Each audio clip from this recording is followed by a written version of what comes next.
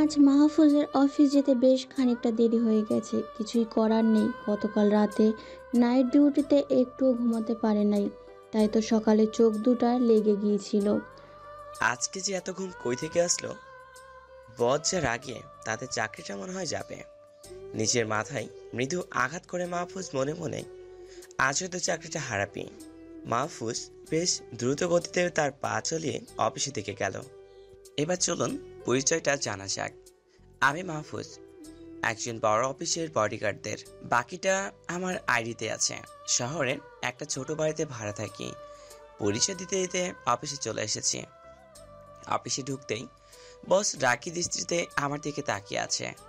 এই ছোট লোকের বাচ্চা, তোর অফিসে আসতে কত সময় লাগে? হয় ঠিক মতো কাজ করবি, নয়তো কাজ ছেড়ে দিবি। সরি বস, আর এরকম হবে না। আসলে গতকাল ঘুমাতে পারি নাই তো তাই। ছোট লোকের বাচ্চা, তোর কাছে কি আমি কৈফিয়ত চাইছি? বডিগার্ড বডিগার্ডের মতোই থাকবি। যা গিয়ে নিজের কাজ কর। মাথা নিচু করে গালে হাত দিয়ে সেখান থেকে চলে আসলাম। আসলে কোম্পানিটা অনেক বড় আর প্রচুর কন্টেন্ট হয় অন্য সব কোম্পানির সাথে, তাই সব কিছু দেখাশোনার কঠোরভাবে করতে হবে। কিন্তু আজ একটু দেরি হওয়াতে বসের আচরণ তো দেখলেনি। তারপর সোজা আন্ডারগ্রাউন্ড রুমে চলে আসলাম। এসে সিকিউরিটি ক্যামেরাগুলো চেক করতে কম্পিউটারে বসে গেলাম। এখন যদি আমার পরিবার আমার সাথে থাকতো তাহলে কতই না ভালো হতো। এসব কথা ভাবছিলাম আর তখনই আমার কাঁধে কারো হাতে ছোঁয়া পেলাম। তাকে দেখি রবিন সাহেব। হ্যাঁ, রবিন সাহেবও আমার সাথেই বডিগার্ডের কাজ করেন। তিনি আমার থেকে বয়সে বড় হলেও আমরা দুজনেই নিজের ভাইয়ের মতো। কি ব্যাপার ভাই, কি ভাবছো তো? না ভাই, তেমন কিছু না, নিজের পরিবার সম্পর্কের কথা ভাবছিলাম আর কি। কেন, আমরা কি তোমার পরিবার নই? দরকার পড়লে আমার বাড়ি থাকবে, আমরাই তোমার পরিবার। আমিও রবিন সাহেবের কথায় মাথা নেড়ে সাড়া দিলাম। তারপর আমার আন্ডারে থাকা গার্ডদের তাদের পজিশন ঠিক করে দিয়ে আমাদের ডিউটি শুরু করলাম। সিসি ক্যামেরা কোম্পানির প্রত্যেকটা কোণায় সেট করা, সেগুলোতে তীক্ষ্ণিক দৃষ্টি রাখতে হয় সব সময়, কারণ যে কোনো সময় কেউ অ্যাটাক করতে পারে, আবার কোনো দুর্ঘটনা হয়েও যেতে পারে।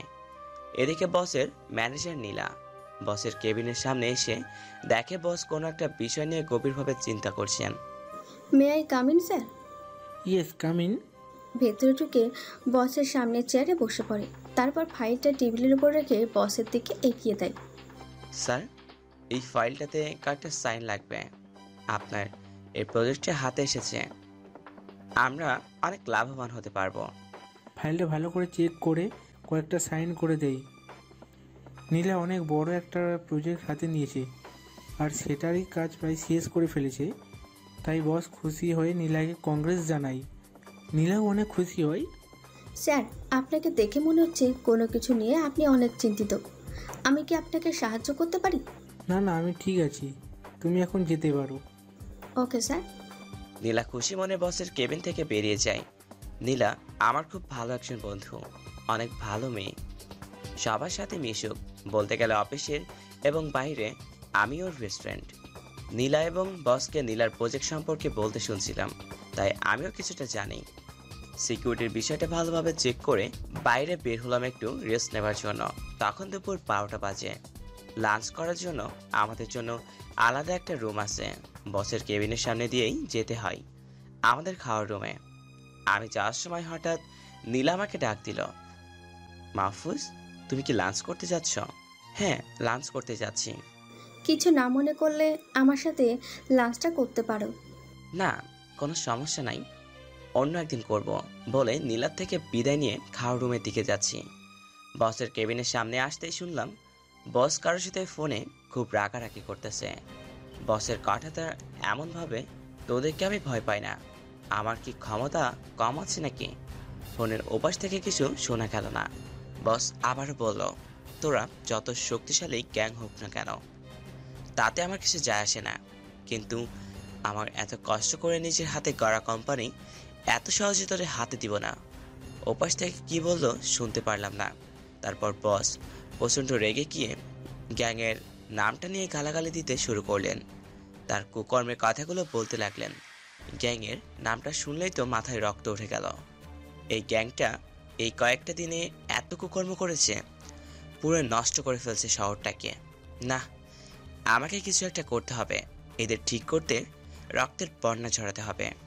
তারপর আমি খাবার রুমে গেলাম, কিন্তু কিছুক্ষণ খেতে ইচ্ছে করতেছে না। আর ওদিকে বসের চেঁচামেচি বেড়ে চলেছে।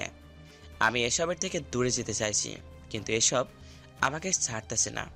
কোনো মতে খাবার খেয়ে আবার আন্ডারগ্রাউন্ড রুমে চলে আসলাম।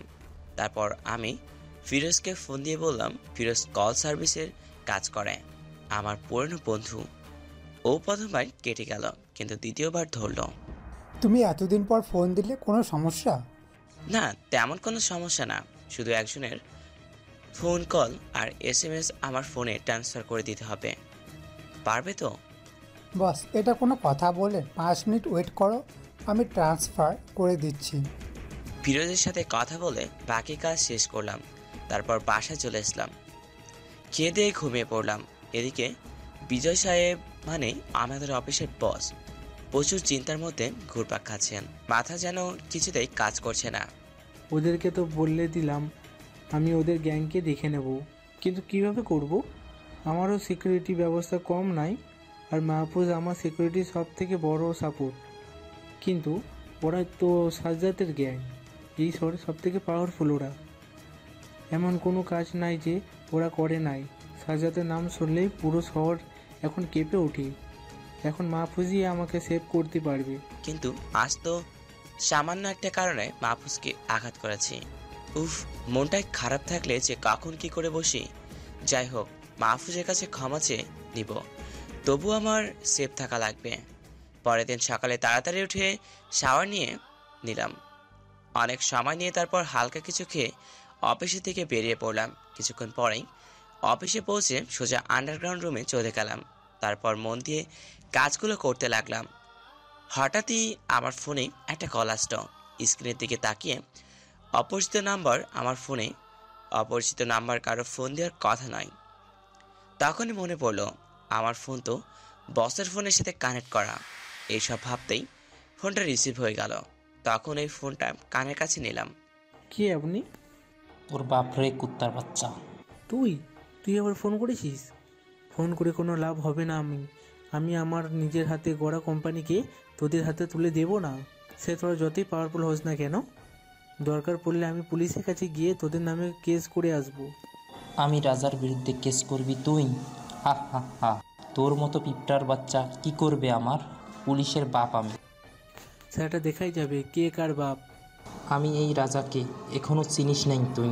ভালোই ভালোই দিয়ে না দিলে তোর কোম্পানিটাও মাইনের বিস্ফোরণে উড়ে যাবে।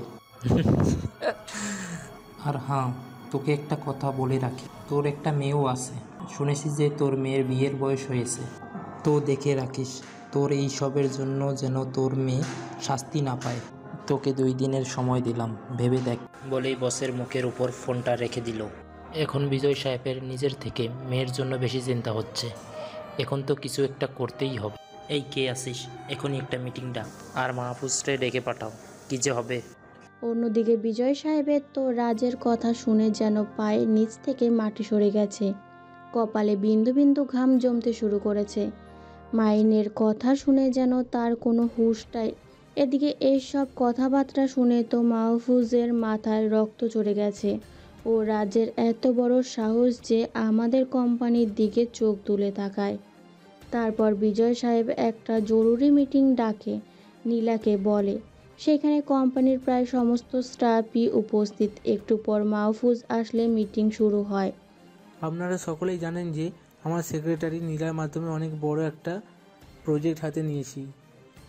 এর মাধ্যমে অনেক বড় একটা লাভ হবে আমাদের। কিন্তু সাজাতের যে গ্যাংটা আছে তার বর্তমান দায়িত্বে রাজ আজ রয়েছে। ওদের চোখ আমাদের কোম্পানির উপর পড়েছে। আর সবাই তো জানো আমার একটা মেয়ে আছে, এবার অনার্স 3য় বর্ষে। এখন রাজ বলেছে যদি কোম্পানিটা ছেড়ে না দিই তাহলে ওরা আমার মেয়েকে। আর কিছু বলতে পারল না বিজয় সাহেব চশমার নিচ থেকে চোখের পানি মুছে আবার বললেন, এখন নিজের থেকে আমার মেয়েকে নিয়ে বেশি ভয় হচ্ছি। আমি আমার মেয়েকে হারাতে চাই না। তাহলে আমি কি এখন প্রজেক্টটা ছেড়ে দেব? বিজয় সাহেব এ কথা বলতেই মাহফুজ দাঁড়িয়ে গেল। কার এত বড় বুকের পাটা যে আপনাকে এসবের হুমকি দেয়? আজ থেকে আপনার সব কিছুর সেফটির দায়িত্ব আমি নিলাম। আপনি নিশ্চিন্তে থাকুন বস, বলেই মাহফুজ মিটিং শেষ করে দেয়। তারপর মাহফুজের শুরু হয় দুদিকের কাজ। এদিকে অফিস, অন্যদিকে বসের মেয়ে। কিন্তু বিজয় সাহেব আরও সেফটির জন্য পুলিশের সাহায্য নেবে বলে থানার উদ্দেশ্যে বেরিয়ে যায়। প্রচুর গতিতে ড্রাইভ করে থানার সামনে গিয়ে থামে। তারপর সোজা পুলিশ কমান্ডারের রুমে চলে যায়। কমান্ডার বিজয় সাহেবকে দেখে দাঁড়িয়ে যায়, কারণ বিজয় সাহেব দেশের টপ 10 জন ধনী ব্যক্তির মধ্যে একজন। জি বিজয় সাহেব, কোনো সমস্যা হয়েছে আমাকে বলতেন, আমি চলে যেতাম। শুধু শুধু কষ্ট করে আসতে গেলেন কেন? না না, সমস্যা নাই, আপনি দাঁড়িয়ে না থেকে বসুন। আপনি এ নিয়ে কোনো চিন্তা করবেন না। শুধু কত পুলিশ লাগবে আর কখন লাগবে বলবেন আমাকে, আমি সব ব্যবস্থা করে দিব। এখন আপনি নিশ্চিন্তে যেতে পারেন। তারপর বিজয় সাহেব অফিসে এসে সেই দিনের মতো সবাইকে ছুটি দিয়ে দেয় আর মাহফুজকে বিশেষ অনুরোধ করে যেন তার মেয়ের কিছু না হয়। মাহফুজও তার দায়িত্ব ভালোভাবে বুঝে নেয়। আর এদিকে রাজের কাছে খবর পৌঁছে যায় যে বিজয় সাহেব পুলিশের কাছে গিয়েছিল আর পুলিশও তাকে সাহায্য করবে বলে জানিয়েছে। এই কথা শুনে রাজের মাথায় আগুন ধরে যায়। রাজ তখনই তার দলবল নিয়ে থানার উদ্দেশ্যে বেরিয়ে পড়ে। একটু পর থানার সামনে 8 থেকে 10টা গাড়ি এসে দাঁড়ায়। কমান্ডার গাড়িগুলো দেখে চিনে ফেলে যে এটা রাজের গাড়ি। কমান্ডার রাজকে দেখে উঠে দাঁড়িয়ে যায় আর ভয়তে ঘামতে শুরু করে। রাজ এসে একটা চেয়ার নিয়ে কমান্ডার সামনের টেবিলে তুলে দিয়ে বসে। ওই কমান্ডার, এই শহরে তোর মোট কত পুলিশ আছে? মোট 5000 পুলিশ আছে। আমার কত ছেলে পেলে তৈরি করা আছে জানিস? এই শহরে আমার 20,000 ছেলে পেলে তৈরি করা আছে। ওদেরকে একবার বললে তোর কি অবস্থা হবে জানিস? তো রাজের কথা শুনে প্রায় জ্ঞান হারানোর মতো অবস্থা। কিন্তু স্যার, আমাকে এগুলো বলছেন কেন? বিজয় যে গ্যাং এর কথা তোর কাছে বলেছে সেটা আমারই গ্যাং, আর আমি বিজয়ের কোম্পানি নিব বলছি, তাই তুই ওকে কোনো প্রকার পুলিশ দিয়ে হেল্প করতে পারবি না। আর যদি দেখি যে কোনো পুলিশ দিয়েছিস তাহলে... থাক, আর বলা লাগবে না। আমি বিজয় সাহেবকে কোনো প্রকার সাহায্য করব না। আপনি নিশ্চিন্তে যেতে পারেন। তারপর রাজ থানা থেকে বেরিয়ে যায় আর কমান্ডার বিজয়কে ফোন করে বলে যে তাকে পুলিশ দিয়ে সাহায্য করতে পারবে না। পুলিশের কথা শুনে বিজয় সাহেবের তো মাথায় আকাশ ভেঙে পড়েছে। তিনি রাতটা কোনো মতে পার করে দিয়ে সকালে অফিসে চলে যায়। কোনো উপায় না পেয়ে বিজয় সাহেব মাহফুজকে ডেকে পাঠায়। একটু পর মাহফুজ আন্ডারগ্রাউন্ড রুম থেকে বসের কাছে চলে যায়। গিয়ে দেখে অতিরিক্ত চিন্তায় বসের অবস্থা একদম খারাপ হয়ে গেছে। বস, আসতে পারি? মাহফুজের কথায় বিজয় সাহেব চমকে উঠলেন। হ্যাঁ মাহফুজ, এসো, ভেতরে এসো। ভিতরে গিয়ে বসের সামনে সোজা হয়ে দাঁড়ায়। আরে তুমি দাঁড়িয়ে থাকলে কেন? চেয়ার দেখিয়ে বসো এখানে। তো অবাক হয়ে গেছেন কাণ্ড দেখে? দ্বিতীয় 2 দিন আগেই এইরকম ব্যবহার করলো আর এখন এত খাতির করতেছেন? তারপর মাহফুজ চেয়ারে বসে মাহফুজের 2টা হাত জোড়ো করে ধরে ফেললে। পরে পুলিশের কাছে যাওয়ার ঘটনা প্রথম থেকে শেষ পর্যন্ত মাহফুজের কাছে সব বলে। আমার মনে হয় পুলিশকে ওই রাজই হুমকি দিয়েছে। এখন আমি কি করব? আমাকে বাঁচাও মাহফুজ। বস, আপনি চিন্তা করবেন না, আমি সব দেখতেছি আর আপনার সিকিউরিটি আরো বাড়িয়ে দিচ্ছি। এই কথা বলে মাহফুজ আবার নিজে কাজে চলে যায়। না, এবার আমাকে ব্যবস্থা নিতে হবে। এই রাজের বংশকে নিপাত করতেই হবে। সেদিনের মতো অফিস ছুটি হয়ে যায়। রাতে মাহফুজ রাতে খেয়ে দিয়ে ঘুমিয়ে পড়ে। সকালে উঠে সোজা বসের বাসায় চলে যায়। বাসার সামনে মাহফুজ গাড়ি নিয়ে দাঁড়িয়ে আছে। এমন সময় বসের মেয়ে বাসা থেকে বের হয়। মাহফুজকে দেখে তো বসের মেয়ে ফিদা হয়ে যায়। মাহফুজ এমনিতেই দেখতে অনেক স্মার্ট, ফর্সা, মুখের চুলগুলো মাঝারি আকারের কাটা আর ওপরে আবার স্টাইল করে রেখেছে। আজকে একটা নীল শার্ট আর সাদা প্যান্ট পরে আসছে। সত্যি বলতে মাহফুজকে অনেক বেশি সুন্দর লাগছে। যে কোনো মেয়েকে ফিদা করতে এতটুকুই যথেষ্ট। তাসফিকে দাঁড়িয়ে থাকতে দেখে মাহফুজ তাকে গাড়িতে বসতে বলল। ম্যাডাম, দাঁড়িয়ে আছেন কেন? গাড়িতে উঠুন, আপনার কলেজে দেরি হয়ে যাচ্ছে। মাহফুজের কথায় তাসফি চমকে উঠে। এতক্ষণ মাহফুজকে দেখে তাসফি একটা ঘোরের মধ্যে ছিল। একবার দেখাতেই মাহফুজকে ভালো লেগে যায় তাসফির। তারপর তাসফি গিয়ে গাড়িতে বসে। মাহফুজ ড্রাইভিং সিটে গিয়ে গাড়ি ড্রাইভ করতে থাকে। কিছুক্ষণ পর তারা কলেজের সামনে এসে পৌঁছায়। তাসফি গাড়ি থেকে নেমে কলেজে চলে যায়। তাসফিকে নামিয়ে দিয়ে গাড়ির দিকে যেতে লাগলাম। হঠাৎ কয়েকটা ছেলে এসে আমাকে ঘিরে ধরলো আর আমাকে ধরে নিয়ে যেতে লাগলো। কিছু না বুঝে ওঠার আগেই এরকম নিয়ে যেতে লাগলো। এমনভাবে সবাই মিলে ধরছে যে ছুটতেও পারছি না। এই, তোরা কারা? আর এইভাবে আমাকে কোথায় নিয়ে যাচ্ছ? এই একদম চুপ করে থাকবি, না হলে এখন তোর মাথাটা শরীর থেকে আলাদা হয়ে যাবে। ভয়ে চুপ করে থাকলাম আর তাদের সাথে যেতে লাগলাম। ছেলেগুলো আমাকে রাজের কাছে নিয়ে গেল।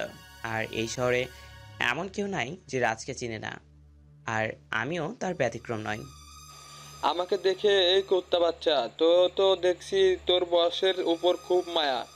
এবার তোর বসকে বাদ দিয়ে তার মেয়ের ওপর নজরদারি করতেছিস। যেখানে আমি তোর বসের মেয়ের দিকে নজর দিয়েছি সেখানে তুই নাক গলাতে গেলি। তোর তো দেখছি খুব দরদ। আপনারা শুধু শুধু বসের কোম্পানির ওপর নজর দিচ্ছেন কেন? আপনাদের তো টাকা পয়সার অভাব নেই, আর কোম্পানি কে দখলে নেওয়ার জন্য বসের মেয়ের দিকে নজর দিচ্ছেন কেন? এবার রেগে গিয়ে ওই ছোট লোকের বাচ্চা তোর সাহস হয় কি করে আমার কথার ওপর কথা বলার? আর আমি কি করব কি না করব সেটা কি তোর কাছ থেকে শিখতে হবে? এটা বলে রাজ মাহফুজের বুক বরাবর সজোরে একটা লাথি মারে। আর মাহফুজ ছুটে গিয়ে কয়েক হাত দূরে গিয়ে পড়ে।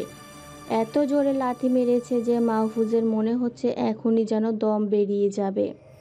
ওই তোরা কে আছিস? ওই কুত্তাটাকে এমন ভাবে মারবি যেন বাঁচতে না পারে, বলে ভিতরে চলে যায়। সাথে সাথে রাজের অনেকগুলো ছেলে এসে আমাকে এলোপাতাড়ি মারতে থাকে। এমন সময় আর ব্যথা সহ্য করতে না পেরে অজ্ঞান হয়ে যায়। রাজের ছেলেরা তখনও মারতে থাকে। একটু পর তারা খেয়াল করে যে মাহফুজের শরীরে আর নড়াচড়া করছে না। একজন নাকের কাছে হাত দিয়ে দেখে যে নিঃশ্বাসও নিচ্ছে না। তারপর ছেলেগুলো মাহফুজকে গাড়ি করে রাস্তায় ফেলে দিয়ে আসে। মাহফুজের মৃতদেহ রাস্তায় পড়ে আছে, কিন্তু কেউ সাহায্যের জন্য এগিয়ে আসছে না। সেই পথ দিয়েই মাহফুজের এক বন্ধু যাচ্ছিল।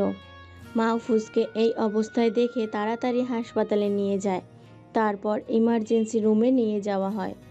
এদিকে বিজয় সাহেব এদিক ওদিক পায়চারি করছেন, কারণ মাহফুজের কলেজ থেকে আসতে এত দেরি হওয়ার কথা নয়। আবার কোনো বিপদ হলো না তো? তখন এই মাহফুজের নাম্বারে ফোন করে মাহফুজের ফোনটা তখন তাহসিন। ফোনের স্ক্রিনে বসের নাম ভেসে ওঠে। তাহসিন তখন ফোন রিসিভ করতেই, মাহফুজ তুমি কোথায়? সে কখন বেরিয়েছো, এখনো আসলে না? প্রথম থেকে শেষ পর্যন্ত বলে মাহফুজের অবস্থা অনেক খারাপ আর ওকে হাসপাতালে ভর্তি করানো হয়েছে। তারপর বিজয় সাহেব ঠিকানা নিয়ে হাসপাতালের উদ্দেশ্যে বেরিয়ে পড়ে। কিছুক্ষণ পর হাসপাতালে এসে পৌঁছায়। বিজয় সাহেব মাহফুজের চিকিৎসার সব রকমের ব্যবস্থা করেন। এইভাবে 3 দিন কেটে যায় হাসপাতালেই। 4 দিনের মাথায় মাহফুজের জ্ঞান ফিরে আসে। আমার জ্ঞান ফেরার পর চোখ খুলে দেখি বস আর তাসফি আমার পাশে বসে আছে। আমি চারিদিকে চোখ বুলিয়ে দেখতে লাগলাম যে কোথায় আছি। বস মনে হয় বিষয়টা বুঝতে পেরেছে। তুমি এখন হাসপাতালে আছো? কোনো সমস্যা নাই? এখন তুমি সম্পূর্ণ নিরাপদ? আমাকে এখানে কে নিয়ে আসলো? তোমার এক বন্ধু তোমাকে এখানে নিয়ে এসেছে। তার সাথে আরও কয়েকজন আছে। তারা দরজার সামনে দাঁড়িয়ে আছে। আমি দরজার সামনে তাকাতে যা দেখলাম তার জন্য মোটেও প্রস্তুত ছিলাম না। দেখলাম মাফিয়ার একজন অনেক বড় লিডার সিফাত ভাই দরজার সামনে দাঁড়িয়ে কার সাথে জানি গল্প করছে। আর পুরো হাসপাতালের মাফিয়া ছেলে পেলে দিয়ে ভরা। দেখলাম মাফিয়ার একজন অনেক বড় লিডার সিফাত ভাই দরজার সামনে দাঁড়িয়ে কার সাথে জানি গল্প করছে। আমার জ্ঞান ফিরেছে দেখে সিফাত ভাই আমার কাছে আসলো। সিফাত ভাইয়ের এই পেছনে দেখি তাহসিন ও রুমের ভেতরে ঢুকলো। তাহসিনকে দেখে তো আমি অবাক। হঠাৎ এই তাহসিন কই থেকে আসলো? মাহফুজ ভাই, এখন আপনার কেমন লাগছে? ভাই অনেক ভালো আছি। আপনি হঠাৎ এখানে? হ্যাঁ ভাই, শুনলাম আপনি হসপিটালে অ্যাডমিট হয়েছেন, তাই দেখতে চলে আসলাম। তারপর সিফাত চোখের ইশারা দিয়ে বস আর তাসফিকে পাঠিয়ে দিতে বলল। বস, আপনি এখন যেতে পারেন। আমি ভালো আছি, আমার বন্ধু এখানে আছে, আমার কোনো সমস্যা হবে না। কিন্তু বস, কিছুতেই যাবেন আমাকে এইভাবে রেখে? তারপর অনেক কষ্ট করে তাকে বুঝিয়ে বাসায় পাঠিয়ে দিলাম। বস আর তাসফি হাসপাতাল থেকে চলে গেল। শিপাত ভাই আমার কাছে এসে চেয়ার টেনে নিয়ে বসলো। মাহফুজ ভাই, একবার শুধু বলেন আপনার এই রকম অবস্থা কে করেছেন? তার মাথা শরীর থেকে আলাদা করে দেবো। আপনার গায়ে হাত দেয় কার এত বড় সাহস? হ্যাঁ মাহফুজ, শুধু একবার বল কে এই কাজটা তোর সাথে করেছে। শুধু একবার তার নামটা বল। মনে মনে ভাবতে লাগলাম, এখন যদি বলে দেই যে কাজটা কে করছে, তাহলে রাজের গ্যাংকে আর খুঁজে পাওয়া যাবে না। কারণ শিপাত ভাই এর পাওয়ার রাজের থেকেও অনেক বেশি। আর শিপাত ভাইয়ের সাথে আমার অনেক দিনের সম্পর্ক। শিপাত ভাই কোনো সমস্যা নাই, আমার কিছুই হবে না। আর এদের সাহায্য করার জন্য আমি নিজেই যথেষ্ট। আর কোনো সমস্যা হলে আপনাকে জানাবো। আর আপনার সব ছেলেদের নিয়ে চলতে চান না, হলে হামলা হতে পারে। ওকে ভাই। তারপর শিপাত ভাই আরও কিছুক্ষণ কথা বলে চলে যায়। তারপর আমি তাসিনকে কাছে আসতে বলি। হ্যাঁ বল। তাসিন হলো আমার বেস্ট ফ্রেন্ড আর আমার ডান হাত। আমাকে মেরেছে রাজ। শিপাত ভাইকে যদি রাজের ব্যাপারে বলতাম তাহলে ওদের অস্তিত্ব খুঁজে পাওয়া যেত না, তাই তাদেরকে কথাটা বললাম না। আর হ্যাঁ, আমাকে যারা মেরেছে তাদের সবাইকে বিকালের মধ্যে আমার কাছে চাই। তুই চিন্তা করিস না, বিকেলের মধ্যে তোর পায়ের নিচে সবগুলোকে ফেলবো। তবে সাবধানে যাস, যাতে কোনো বিপদ না হয়।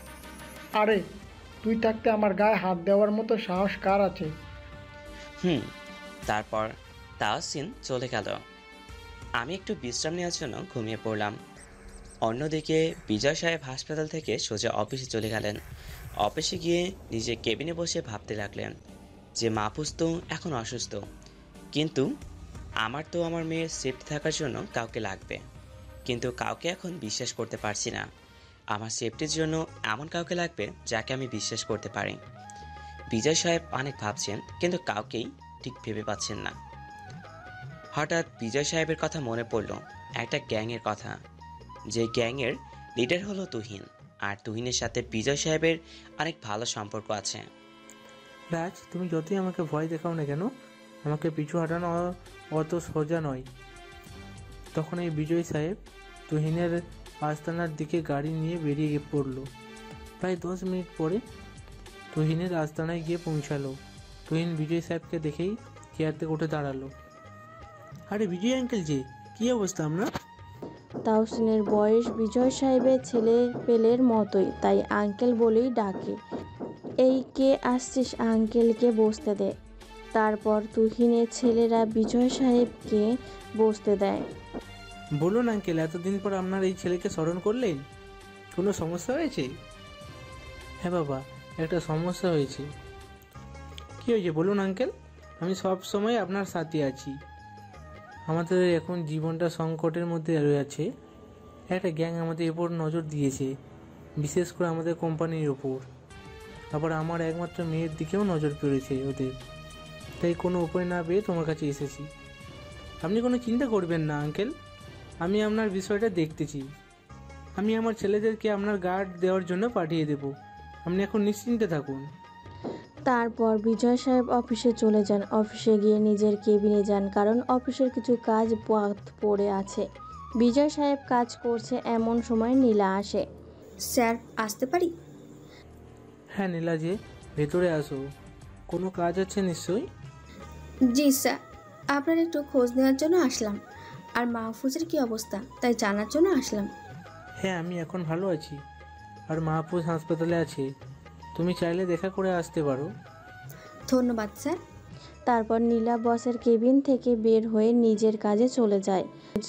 আর এইভাবে যে কাল সকালে মাহফুজের সাথে দেখা করতে যাবে। বিকেলবেলার দিকে মাহফুজের ঘুম ভাঙে, তখন নার্স এসে চেক করে যান। নার্স যাওয়ার পর মাহফুজ উঠে বসেন, কারণ আর শুয়ে থাকতে ভালো লাগছে না। তখনই এই কেবিনে তাহসিন ঢুকলো আর মাহফুজের কাছে এসে দাঁড়ালো।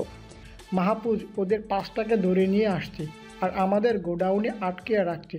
প্রথমত কেউ বলতে চাইছিল না, পরে উপায় না পেয়ে ওদের মাথায় গুলি ঠেকাতে স্বীকার করলো।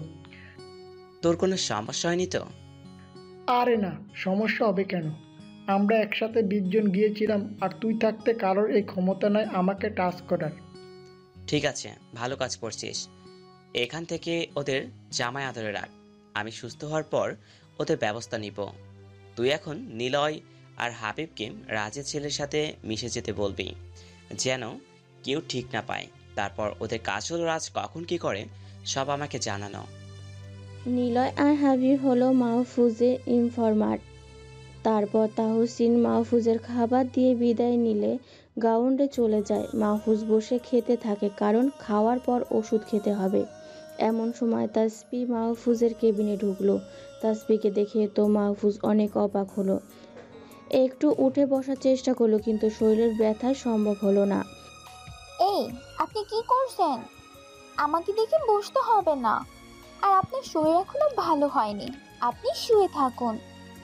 তারপর আর কি, তাসিফের কথাই শুয়ে থাকলাম। তারপর তাসিফ আমার কাছে টেয়া টেনে নিয়ে বসলো। আপনার শরীর এখন কেমন লাগছে? হ্যাঁ, এখন অনেকটাই ভালো লাগছে। আপনার শরীর কেমন আছে? এই, আমাকে আপনি করে কেন বলতেছেন? আমি কি আপনার সিনিয়র নাকি? না মানেটা আমি কিছু জানি না। আমাকে এখন থেকে তুমি করে বলবেন, তাই জানি। তাসিফের হঠাৎ এমন রেগে যাওয়াতে ভয় পেয়ে যায়। আচ্ছা, এখন থেকে তুমি করে বলবো। তুমি করেই বলতে হবে। আর শুনুন, আমি আপনাকে একটা কথা বলতে এসেছি। আমি ঘুরিয়ে পেঁচিয়ে কোনো কথা বলতে পারি না, তাই সোজাসুজি বলে দিচ্ছি। তারপর তাসিফ আমাকে যা বললো সেটা শুনে পুরোই অবাক হয়ে গেলাম। হ্যাঁ, বলবো নাকি না বলবো কিছু বুঝতে পারছি না। আমি ঘুরিয়ে পেঁচিয়ে কোনো কথা বলতে পারি না, তাই সোজাসুজি বলে দিচ্ছি। আপনি প্রথম যেদিন আমাকে কলেজে নেওয়ার জন্য আমাদের বাসায় গিয়েছিলেন, সেদিনই আমি আপনাকে প্রথম দেখে আপনাকে ভালো লেগে যায়। জীবনে কাউকে প্রথম ভালোবাসলাম। আমি আপনাকে ভালোবেসে ফেলেছি। আমাকে কি আপনার পছন্দ হয়? তো তাসিফ কথায় কি বলবে ভেবে পাচ্ছি না, একদম চুপ হয়ে আছে। মাহফুজের চুপ থাকা দেখে তাসফি আবারও বলে উঠল, এই, আপনি চুপ করে কেন আসেন? আমাকে আপনার ভালো লাগে নাকি তাই বলুন। দেখো তাসিফ, সেটা কিভাবে সম্ভব? আমার মতো একজন বডিগার্ডকে তুমি ভালোবাসো? তোমার বাবা জানলে তো আমার চাকরি থেকে বের করে দিবে। তাছাড়া আমার আসল পরিচয় তুমি জানো না। আমার আসল পরিচয় জানলে তুমি আমাকে ঘৃণা করবে। আমি কিছু শুনতে চাই না, ব্যাস। আপনি সুস্থ হওয়া পর্যন্ত ভাবার সময় দিলাম, তারপর আপনার সিদ্ধান্ত জানাবেন, বলে দিলাম। আমি তো তাসিফের চলে যাওয়ার দিকে অবাক হয়ে তাকিয়ে থাকলাম। কি জল্লাদ মেয়ের বাবা, মেয়ে বলে কি? আর তাসিফ তো জানে না যে আমি খারাপ কাজ করি। তবে তাসিফকে দেখে কিন্তু একদম হুড়পড়ির মতো। সত্যি বলতে গেলে আমি ওকে ভালোবেসে ফেলেছি। তারপর খাওয়া শেষ করে ওষুধ খেয়ে একটু শুয়ে থাকলো। এদিকে বিজয় সাহেব নিজের কেবিনে বসে আছে। তুহিন তার অনেকগুলো ছেলে পাঠিয়েছে বিজয় সাহেবের সিকিউরিটির জন্য। ছেলেগুলো অফিসে এসে বিজয় সাহেবের কেবিনে ঢুকে যায়। কে তোমরা আর কি চাও? আমাদেরকে তুহিন ভাই পাঠিয়েছে। ও আচ্ছা, তোমরা তুহিনের লোক? আচ্ছা, আমার কোম্পানিকে ভালোভাবে পাহারা দিবে, বিশেষ করে আমার মেয়েকে সেভ করে রাখবে, এটাই তোমাদের প্রধান দায়িত্ব। ছেলেগুলো নিজেদের কাজ বুঝে নিয়ে নিজেদের কাজে চলে যায়। এখন বিজয় সাহেব একটু শান্তি পেলে তখন এই নীলা বিজয় সাহেবের কেবিনে আসলো। স্যার কেমন আছেন? এই তো ভালো আছি, তোমার কি অবস্থা? আমিও ভালো আছি স্যার। আরেকটা কথা স্যার, আমি একটু মাহফুজের সাথে দেখা করতে যেতে চাচ্ছি, যদি আপনি অনুমতি দেন। ওকে, যাও, কোনো সমস্যা নাই, দেখা করে আসো। তারপর নীলা অফিস থেকে বেরিয়ে হাসপাতালেও চলে যায়। তারপর মাহফুজের কেবিনে যায়। ও নীলা, কেমন আছো তুমি? এই তো ভালো আছি। তোমার শরীর এখন কেমন? হ্যাঁ, আমিও এখন ভালো আছি। এইভাবে কিছুক্ষণ কথা বলে নীলা আবারও অফিসে চলে যায়। মাহফুজের এখন বেশ ভালো লাগছে। দুপুরে ডক্টর এসে মাহফুজকে চেক করে রিলিজ দিয়ে গেছে। তারপর তাহসিন এসে মাহফুজকে বাসায় নিয়ে যায়। কিরে তাহসিন, মাল কয়টার কি অবস্থা? হ্যাঁ, ভালোভাবে রাখছি যাতে কোনো সমস্যা না হয়, সেই দিকেও খেয়াল রাখছি। ওকে ঠিক আছে, আজকে বিকালের পর্যন্ত জামাই আদর করে রাখ। বিকালে এসে আমি মিষ্টিমুখ করব ওদের। ওকে, তুই এখন ফ্রেশ হয়ে বিশ্রাম নে, পরে গোডাউনে আসবি। বলে তাহসিন চলে যায়। আমি কাপড়গুলো খুলে ওয়াশরুমে শাওয়ার নিতে চলে গেলাম। এতদিনে হাসপাতালে শুয়ে শুয়ে শরীরের জং ধরে গেছে। অনেকক্ষণ ধরে শাওয়ার নিলাম, তারপর রুম থেকে বের হয়ে কিছু খেয়ে নিলাম। এভাবে দেখতে দেখতে বিকাল হয়ে গেল। তখন গোডাউনের উদ্দেশ্যে বেরিয়ে পড়লাম। একটু পর গোডাউনে পৌঁছে গেলাম। গিয়ে দেখি রাজের 5টা ছেলেকে তাহসিন শিকল দিয়ে বেঁধে রেখেছে। আমি ওদের কাছে যেতেই ওদের মধ্যে থেকে একজন বলে উঠল, ওই তোকে না আমরা মেরে রাস্তায় ফেলে দিয়ে আসলাম, তাহলে বেঁচে গেলে কেমনে? কুত্তার বাচ্চা, তোর বাপকে কখনো মরে নাকি? আমি মারা গেলে তোদের শরীরের থেকে জানটা আলাদা করবে কে? বলেই সজোরে বুকের মধ্যে একটা লাথি মারলাম। আমার আসল পরিচয় আর কার গায়ে হাত দিয়েছিস সেটা যদি এবার জানতি তাহলে দম আটকে মারা যেতি। তারপর তাহসিনকে বললাম মোটা একটা রড আর করাত নিয়ে আসতে। এসে রড আর কাটার দিয়ে গেল। রডটা হাত দিয়ে 5টাকে এমন জায়গা করে সজোরে পায়ে বাড়ি দিলাম, সাথে সাথে মটমট করে হাড়গুলো ভাঙার শব্দ হলো আর ওমাগো বলে চিৎকার করে উঠল। তারপর কাটারটা নিয়ে একটার কাছে গেলাম। কাটারটা আঙুলের ফাঁকে ঢুকিয়ে কাটারের চাপ দিতে একটা আঙুল আলাদা হয়ে গেল। সাথে সাথে সারের মতো চিৎকার দিয়ে উঠল।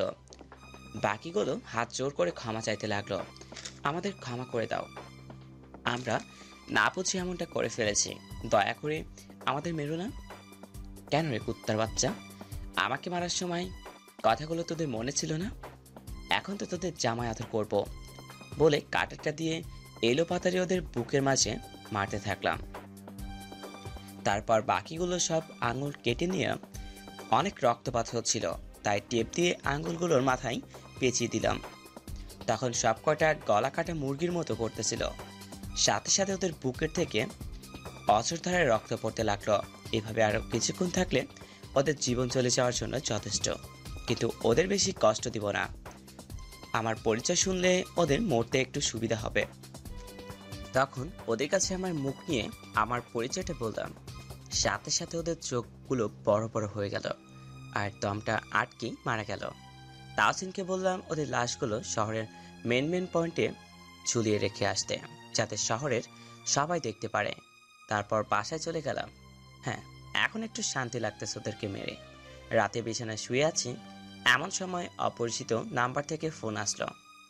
অপরিচিত নাম্বার বলতে প্রথমে ধরলাম না, দ্বিতীয়বার আবার ফোন আসলো। এবার ফোনটা রিসিভ করতেই মেহেলি কণ্ঠ আসলো। হ্যালো, কে বলছেন? আমি। আরে আমিটা কে? দেখুন, পরিচয় দিন, আর না হলে ফোন কেটে দিন। আরে এত রেগে যাচ্ছেন কেন? আমি তাসফি।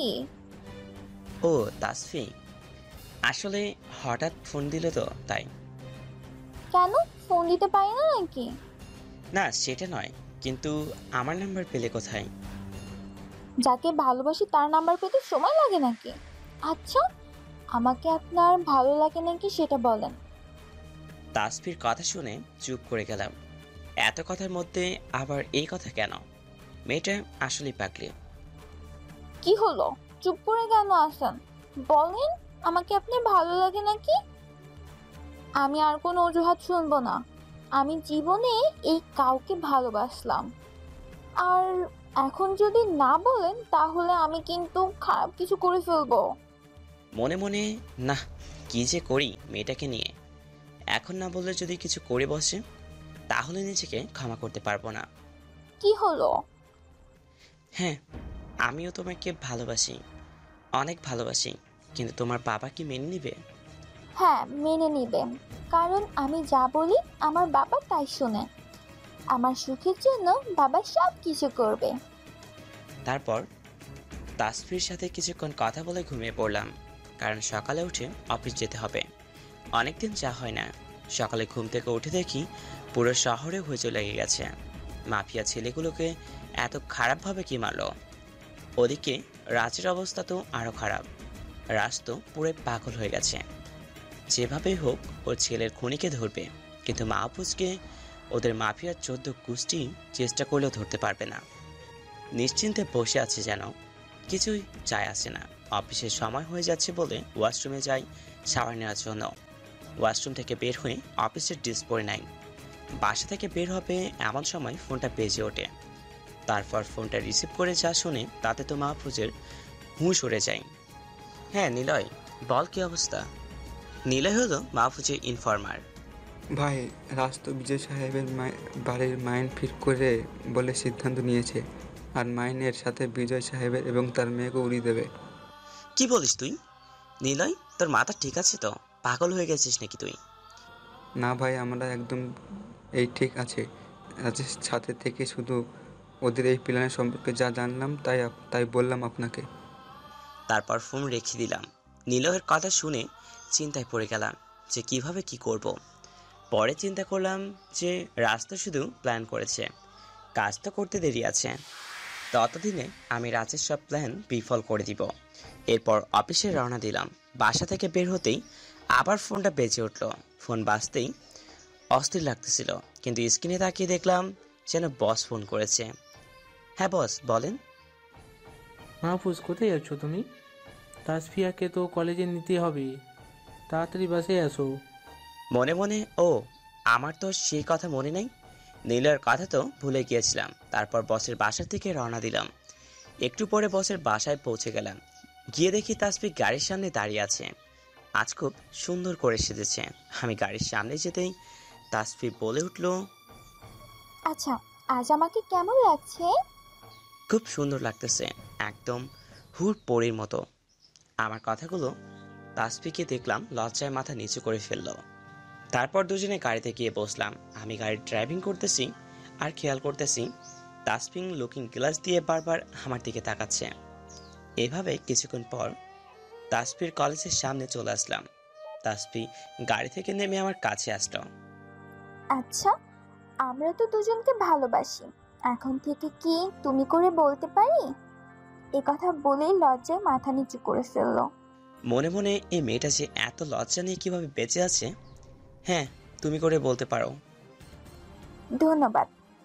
তোমাকে বলেই কলেজের ভিতর চলে গেল। তারপর আমি অফিসের দিকে যেতে লাগলাম। কিছুক্ষণ পর অফিসে পৌঁছে গেলাম, কিন্তু গেটের সামনে যেতেই একটু অবাক হলাম, কারণ গেটে যারা পাহারা দিচ্ছে তারা সবাই এই নতুন মুখ। কিছুই বুঝতে পারলাম না যে ব্যাপারটা কি। সোজা নিজের কাজের আন্ডারে গ্রাউন্ড রুমে চলে গেলাম। ওদিকে রাস্তার ছেলের সাথে বসে আছে। কিরে, কোনো নতুন খবর পেলি নাকি? হ্যাঁ বস, একেবারে তাজা খবর। বিজয় সাহেব তুহিনের কাছে গিয়েছিল কিছু লোককে দেওয়ার জন্য, যাতে করে কোম্পানির সিকিউরিটি গার্ডের বিষয়টা নিশ্চিত করতে পারে। ওই ছোট লোকের বাচ্চাকে ওই মেয়ে সহ মাইন দিয়ে দূরিয়ে দিব। ওর বাড়ি আর কোম্পানির কোনো অস্তিত্ব খুঁজে পাবে না। এই শফিক, তুহিনকে ফোন করে আসতে বল। তারপর শফিক ফোন করে তুহিনকে আসতে বলে। শফিক হলো রাজের ডান হাত। ফোন করার একটু পরেই তুহিন চলে আসে রাজের আড্ডায়।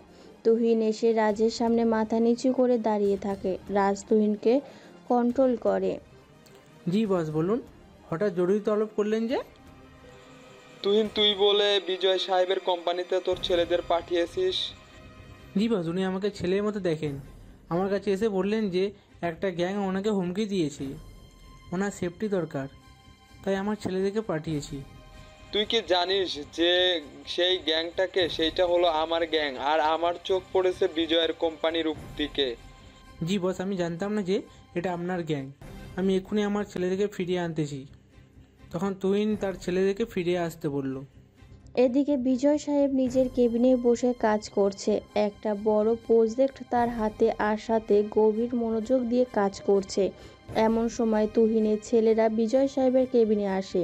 ছেলেগুলোর মধ্যে থেকে একজন বলে ওঠে, বিজয় সাহেব, আমাদের বস আমাদেরকে এখনই ফিরে যেতে বলেছে আর পাহারা দিতে নিষেধ করেছে, তাই আমরা চলে যাচ্ছি। বিজয় সাহেব কাজ করছিল। ছেলেটার কথায় বিজয় সাহেব চমকে উঠলেন। ভাড়া দিতে নিষেধ করেছে মানে? কি বলছো তোমরা? মাথা ঠিক আছে তো তোমাদের?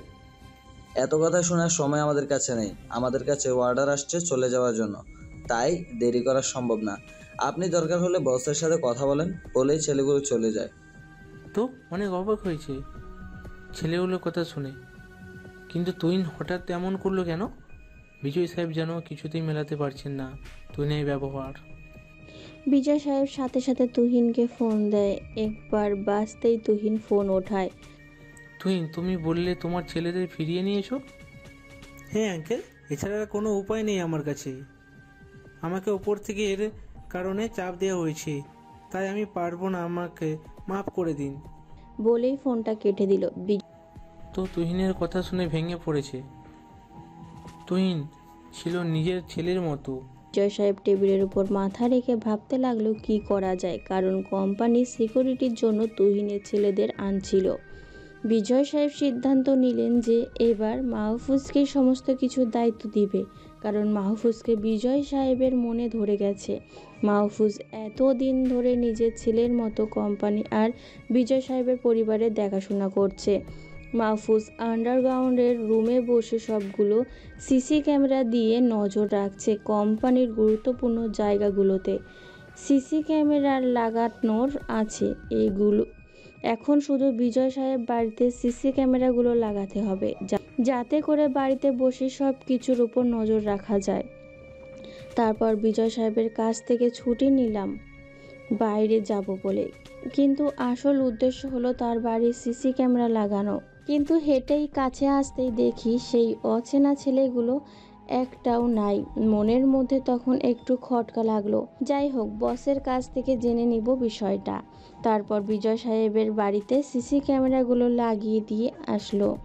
অফিসে ঢুকলো এমন সময় ফোন এলো। তা ফোন রিসিভ হয়ে গেল। বুঝলাম যে বসের ফোন এসেছে। তারপর ফোনটা কানে নিলাম। হ্যালো, কে বলছেন? আমি তোর বাপ রে রাজা। তুই আবার কেন ফোন দিয়েছিস? তোকে কিছু কথা বলি। তোর কাছে কোম্পানি চেয়েছিলাম, নিজের ইচ্ছায় দিস নাই। কোম্পানিকে পাবো বলে আশায় ছিলাম, কিন্তু তোর মেয়েকে দেখলাম সেদিন। তোর মেয়ে তো পুরাই ঝাক্কাস দেখতে, আমার খুব পছন্দ হয়েছে। এখন তোর কাছে দুটো অপশন, হয় তোর মেয়েকে দিবি আর না হয় তোর কোম্পানি দিবি। যদি তাও না করিস তাহলে তোর মেয়েকে খুঁজে পাবি না, আর মাইনের ধাক্কায় তোর অফিস আর বাড়ি কিছুই খুঁজে পাবি না। বলেই রাজ ফোনটা কেটে দেয়। রাজের কথা শুনে তো মাহফুজের মাথার রক্ত উঠে যায়। রাজের এত বড় সাহস হয় কি করে তাসফিকে নিয়ে এত বড় কথা বলার? এই মাফিয়াদের কারণে পরিবার থেকে সরে গিয়েছি, আর এই সরে যাওয়ার কারণের মধ্যেই রাজেরও হাত ছিল। প্রথমে রাজকে শেষ করতে হবে, আর এটার জন্য আমাকে আগে জীবনে ফিরে যেতে হবে। তারপর অফিসে যেতেই বসের ডাক পড়লো। বসের কেবিনে গেল। হ্যাঁ মাহফুজ, এসো, ভেতরে এসো। তারপর ভিতরে গিয়ে বসের সামনে বললাম, শোনো মাহফুজ, তোমাকে আমার জন্য একটা কাজ করতে হবে। কাজটা আমার ব্যক্তিগত, আর আমি একমাত্র তোমাকেই ভরসা করি। তারপর বস যা বলল তা শুনে তো বুকের বাম পাশে চিনচিন ব্যথা শুরু করো। শোনো মাহফুজ, তোমাকে আমার জন্য একটা কাজ করতে হবে। কাজটা আমার ব্যক্তিগত, আর আমি একমাত্র তোমাকেই ভরসা করি। হ্যাঁ বলুন, কি বলবেন? দেখো মাহফুজ, রাজের নজর আমার কোম্পানির সাথে আমার মেয়ের দিকেও পড়েছে, তাই আমি আমার মেয়েকে বিয়ে দিতে যাচ্ছি।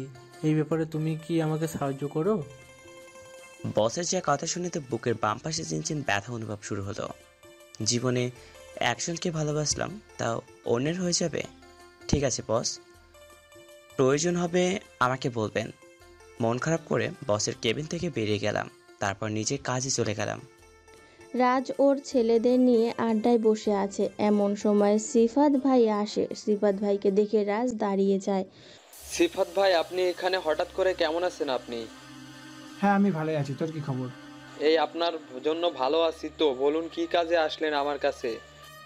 শোন রাজ, ভালো খবর আছে। আমি জানি তুই বিজয়ের কোম্পানিকে টার্গেট করেছিস, আবার প্রথম দেখাতে তার মেয়েকেও তোর ভালো লেগেছে। অতএব বিজয়ের মেয়েকে তুলে নিতে পারলেই বিজয় দুর্বল হয়ে যাবে। কিন্তু এখানে মাফিয়া কিং মাহফুজ বসে আছে, যার আন্ডারে আমরা কাজ করি। বলেন কি সিফাত ভাই? মাফিয়া কিং মাহফুজকে তো আমরা মেরে ফেলার জন্য অধীর আগ্রহে বসে আছি, কিন্তু এই মাহফুজ যে কোথায় থাকে তাই তো জানতাম না। এখন তো মারার জন্য সুবিধা হবে।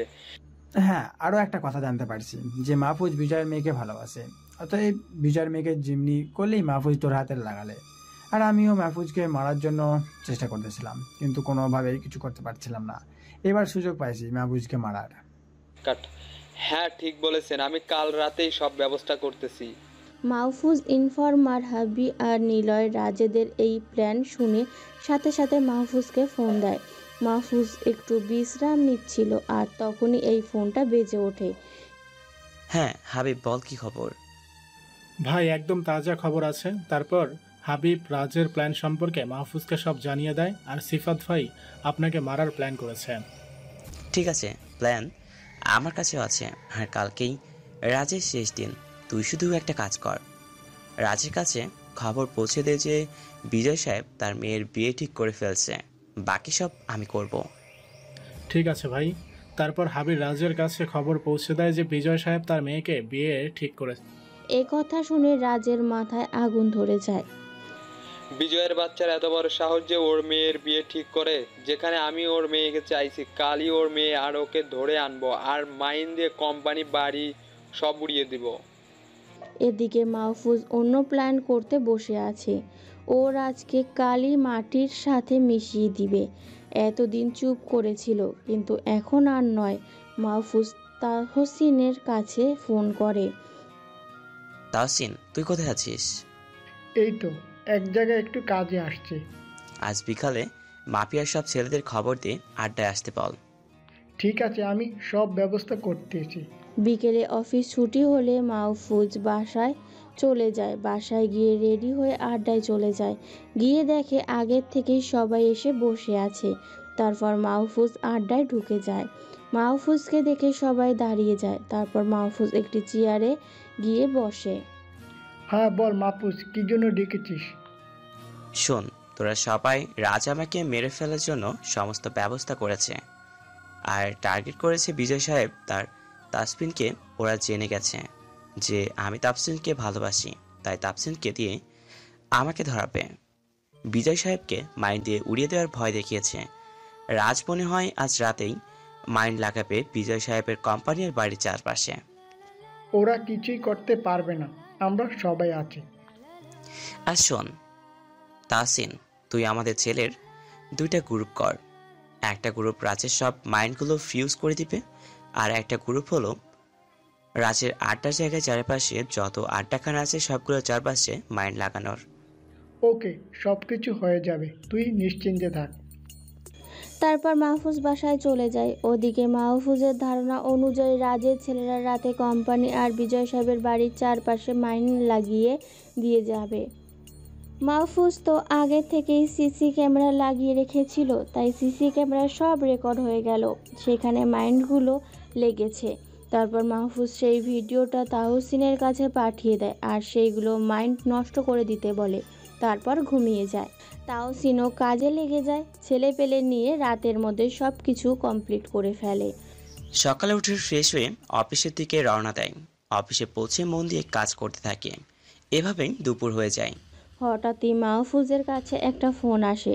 মাহফুজ ফোনটা রিসিভ করতে রাজ বলে ওঠে, মাহফুজ, তুই কি ভেবেছিস তোর ইনফরমার দিয়ে আমার সব তথ্য নিয়ে নিবি? সেটা কখনোই সম্ভব নয়, কারণ তোর ইনফরমারকে আমি বন্দি করে ফেলেছি। এই নিয়ে ওর গলা শোন। তারপর রাজ হাবির আর নিলয়ের মুখের কাছে ফোনটা ধরে।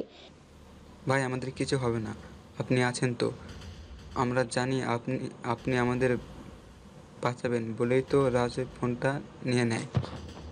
এদিকে মাহফুজ রাজের মুখ থেকে বিজয় সাহেবের কথা শোনার জন্য বসে আছে, কারণ মাহফুজ জানে যে বিজয় সাহেব আর তাসফিকে রাজ তুলে নিয়ে গেছে। মাহফুজ শোন, আর একটা কথা, তোর ভালোবাসার তাসফি আর বিজয়কে তুলে নিয়ে আসছি। যদি সবাইকে বাঁচাতে চাস তাহলে আজ সন্ধ্যায় আমাদের আড্ডায় চলে আয়। আমি মেসেজ ঠিকানা দিয়ে দিচ্ছি। আর হ্যাঁ, একাই আসবি, কোনো অস্ত্র ছাড়া বলেই ফোনটা কেটে দেয়। এই সুযোগটার জন্যই অপেক্ষা করতেছিলাম এত সময় ধরেই, কারণ আজই রাজের শেষ দিন। মাহফুজ তখন এই তাহসিনকে ফোন দেয়। হ্যাঁ বল, কি করতে হবে? শোন তাহসিন, রাজ আমাকে ওদের আড্ডায় যেতে বলছে সন্ধ্যায়, আর আমাকে একাই যেতে বলছে। আমি জানি ওরা আমাকে মেরে ফেলার জন্য ওইখানে সব কিছু ফাঁদ তৈরি করছে। তুই 3000 ছেলে নিয়ে রাজের আড্ডার চারপাশে সেট হয়ে যা, আর সবাই স্নাইপার নিয়ে যাবি। আমি ইশারা দিলেই শুরু করে দিবি। আচ্ছা ঠিক আছে, কোনো চিন্তা করিস না, সব হয়ে যাবে, তুই নিশ্চিন্তে চলে যা। তারপর মাহফুজ বাসায় চলে যায়। বাসায় গিয়ে খাটের নিচে থেকে মেশিনটা বের করে, অনেক দিন ধরে মেশিনটা ব্যবহার করা হয় না, দুই মাথাওয়ালা ছুরিটা বের করে। এতদিন পর আজ ছুরিটা রক্তের স্বাদ পাবে। সন্ধ্যার দিকে মাহফুজ রাজের দেওয়া ঠিকানায় পৌঁছে যায়। আড্ডায় ঢোকার সময় মাহফুজকে চেক করতে থাকে, কিন্তু মাহফুজ মেশিন আর ছুরি এমনভাবে রেখেছে যে রাজের পরের ছেলেগুলো চেক করেও পেল না। তারপর মাহফুজ আড্ডায় ঢুকে যায়। মাহফুজকে দেখে রাজের সব ছেলেরা ঘিরে ধরে। মাহফুজ কোনার দিকে চোখ করে দেখে তাসফি আর বিজয় সাহেবকে বেঁধে রাখছে। ওদের পাশে হাবি আর নিলয়কে বেঁধে রেখেছে। সবার মুখ বাঁধা। তাসফি আর বিজয় সাহেব তো মাহফুজকে এইখানে দেখে প্রচণ্ড অবাক হয়েছে। মাহফুজের দিকে অবাক দৃষ্টিতে তাকিয়ে আছে। মাহফুজ তাসফির দিকে তাকিয়ে মুচকি একটা হাসি দেয়। ঠিক সেই মুহূর্তে রাজ বেরিয়ে আসে। রাজ এসে একটা হাসি দেয়। কিরে, শেষ পর্যন্ত আমার ফাঁদে পা দিলি? তোরে তো আজকে জমের বাড়িতে পাঠাবো, তৈরি হয়ে যা। জোরে হাসি দেয়। তুই শেষ করবি আমাকে? আমি অনেক দিন ধরে স্বাভাবিক জীবনযাপনের চেষ্টা করছি, কিন্তু তোর জন্য আজ পর্যন্ত পারলাম না। আজকে কাকে জমের বাড়ি পাঠাই দেখ। আজই তোর জীবনের শেষ দিন। তাহলে আগে তোর সামনেই তোর বসের কোম্পানি আর বাড়ি উড়িয়ে দিব। বলেই ফোনটা বের করে আর ল্যাপটপ অন করে। ল্যাপটপে বিজয় সাহেবের বাড়ি আর কোম্পানির লাইভ ভিডিও প্লে হচ্ছে। এইবার সব মাইন দিয়ে উড়িয়ে দিব, আর সবাই তাকিয়ে দেখবি। বলেই ফোনের বাটনে চাপ দেয়, কিন্তু মাইন্ড ডিসপ্রট হয় না, কারণ রাজ তো অনেক অবাক হয়েছে। এইভাবে সবগুলো মাইন্ড এই সুইচ চাপ, কিন্তু একটাও বিস্ফোট হলো না। এবার মুচকি এসে বলে, আমি কি তোর মতো এমন কাজে কাজ করি? আমি মাফিয়া দলের কাজ করি, আর আমাকে শেখাবি কাজ কাকে বলে? তারপর মাহফুজ ফোনটা বের করে রাজের অন্য আড্ডার জায়গাগুলোর লাইভ ভিডিও অন করে। তারপর ওই ওয়ান বলতেই কান ফাটানো আওয়াজ। প্রথম আড্ডার জায়গা উড়ে যায় মাইন্ডের আওয়াজে। পুরো শহর কেঁপে ওঠে মাইন্ডের আওয়াজে। তারপর মাহফুজ টু বলার সাথে সাথে আর একটা মাইন্ড বিস্ফোরণ হয়। এইভাবে 6টা মাইন্ড বিস্ফোরণ হয়। তো সবগুলো আড্ডার জায়গায় শেষ। এখন তোকে শেষ করব। তাই নাকি? তোর সাহস তো মন্দ না। আমার ঘরে এসে আমাকেই হুমকি দিস বলেই রাজ ওর ছেলেদের অর্ডার দেয় মাহফুজকে মারার জন্য। সাথে সাথে রাজের সব ছেলে মাহফুজকে মারার জন্য এগিয়ে আসে। এবার বাম পাশের গোড়া থেকে ছুরিটা বের করে একাই ওদের সাথে লড়াই করে শুরু করলাম। মাহফুজ একাই 50 জনের মতো ছেলেকে মেরে মাটিতে শুইয়ে দেয়। অবাক ছেলেগুলো। আবার ছেলেগুলো তেড়ে আসে। মাহফুজ ওদের সাথেও লড়াই করতে থাকে, কিন্তু হঠাৎ করেই মাহফুজের পেটের মধ্যে কেউ একজন চাকু ঢুকিয়ে দেয়। মাহফুজ পিছনের দিকে তাকিয়ে দেখে শিপাত ভাই তার পেটে চাকু ঢুকিয়ে দিয়ে হাসছে। শিপাত ভাইকে দেখে অবাক হয়ে যায়। যে এতদিন আমার সাথে ছিল, সেই আজ আমাকে চাকু মারল।